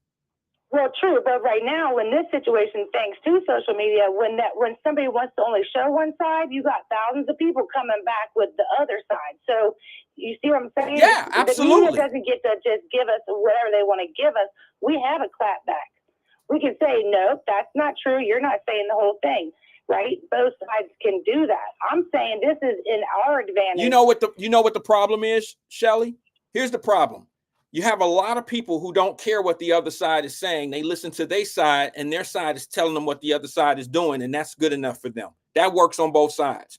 If you on this side over here, you don't care what they talking about over there because your side is the way that you rolling, so you don't pay attention to what they're promoting over there or what their narrative is. And it works both ways. The people that say that this thing started with the slap, they're okay with that situation. I see it on social media. This all wouldn't have started if the slap wouldn't have happened. But I know for a fact there were punches before the slap. Okay, so me being neutral and understanding that this is more than what one side is saying, I have to say the same thing about the other side. The other side is only showing the stumping and the one lady getting hit. They're not showing the initial slap. They're not initial, but they're not showing the slap. They're not showing the things. They're not giving that same presentation that the other side is giving. Do you understand what I'm saying? So both sides are right, I agree. But wait a minute. Shelly, we can't talk at the same time. I'm gonna promise you. I'm gonna give you 30 more seconds. But all I'm saying to you is your point doesn't really fit what I'm talking about right now. I don't disagree, but I don't agree all the way with you because both sides are controlling the narrative that they want out there. So to say that since it's in the public that that the people can't control the narrative, that they can see the video and it'll speak for itself, that's not how all videos work. You get what I'm saying? Yes, and I agree. Okay, go ahead. Finish this out. You got 30 seconds. Go ahead, Shelly. The difference is, and the advantage is, when you have one side doing that, which both sides are, right? So either side that does it, thanks to social media, we can clap back with the other half of the videos, right? We can say, okay, that happened, but guess what? Here's the rest of the video. And that's happening on both sides because neither side can control the narrative. And I think it's fantastic. That's all I'm saying. Like, you know what I mean? You're right. They're trying to control it, but can they really is my question. Well, yeah, because when you have your side only listening to what you talk about, then that's what they'll be talking about. Do you understand what I'm saying? Like some people won't take the full video for themselves. They'll just listen to what their side is talking about. Both sides do that. You understand what I'm saying? So some people they'll look at the video for themselves, but there's so many different snips of that same video that's been, edited and not edited, but, showing certain things. They're cutting off certain things that keep it flowing towards their narrative. Do you understand what I'm saying? Everybody's not showing the full video. Number one, the full video doesn't even exist on social media. I think the full video show is somewhere else. I think that the camera's outside and some other things. I think there's some undercover people that's around there that might be able to tell the truth about what happened. Yeah, I mean, right.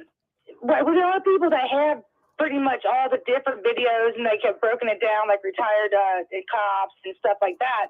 I mean, I get what you're saying and I don't disagree. I just think that that's not going to work because it just, you understand what I'm saying too, right? Even if they don't want to look at it and they don't want to see the other side, it's out there. No, I hear you. That's why I say I don't agree with you all the way, but I hear some truth in what you're saying. All right. I think we should use it to our advantage, right? And be like, okay, leaders and, police chief, guess what? You've been doing this to us for how long now? You want to talk to millions of people like they're toddlers? Is that because that's how you talk to us?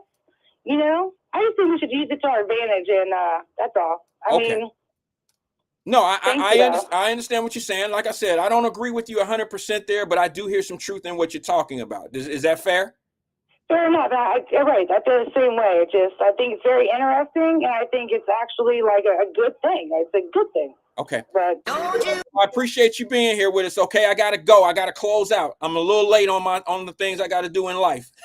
thank you. You have a good day. All right, you too. Thanks for engaging with us. Hey, I gotta go, y'all. I appreciate everybody being here. I appreciate the guest callers. I appreciate everybody that was here. See you tomorrow, same place, same time, right here, 1 o'clock. Don't forget, this is a short week. I will not be here Thursday and Friday. So get it all in on Tuesday. Monday, Tuesday, and Wednesday. Get it in on there. See y'all later on Wyatt Live. I'll talk to you tomorrow. Same time, same place. Peace and love to all the people that love me and the people that I love. Peace and love to you. Don't you stand there for me, don't you stand there for me, don't you stand there for me, black and teardrop. Hey. Why would I ever trip on my spot when I earned it? Y'all lacking discernment. They probably gonna talk about tonight at the next sermon. Difference is you do it on purpose, and me, I do it for a purpose. Just know as long as I'm up, that it's never your turn in. Look, they must have forgot that I'm my daddy's son. And if I'm after them, they have to run. Okay, you had a run. Difference is we the ones that run it. Discipline is the difference between who got it and who won it. They rather count me out than count me in. Always count on me, y'all boys counterfeit. Ain't rolling with the punches, boy, I counted it. Y'all really judging me and I can't honor it. See, I was born in the ashes, so of course I rise. I'm in that state of mind for real, y'all just borderline. I wake up to look inside my daughter's eyes and realize I'm immortalized. Born in the ashes, so of course I rise. It's diamonds on my gold. They must have forgot that I'm my daddy's son. We the ones that run it. Born in the ashes, so of course I rise. It's diamonds on my gold. They must have forgot that I'm my daddy's son. Fighting for my life. We the ones that run it. Yeah, I've been under fire so long, but heat made a shine out of cold. It's diamonds on my gold. Loyalty take a toll on my soul, but I can't fold. Red snow made my heart cold. Up close on his clothes like I'm trying to scan a barcode. Demon hit the gas pipe, sound like pop smoke. I wasn't nervous or nothing, I seen it locked in on. Come from where a hot stove can heat up your house cold. Came back tobacco, but head of his household. Pack chrome, still face, they all say he act grown. Survivors of a tap phone, build up his backbone. You gotta know the trap code, don't call to the pack bone. Fighting for my life, refuse to end up a sad song. Yeah. Fighting for my life, refuse to end up a sad song. Yeah. Stop.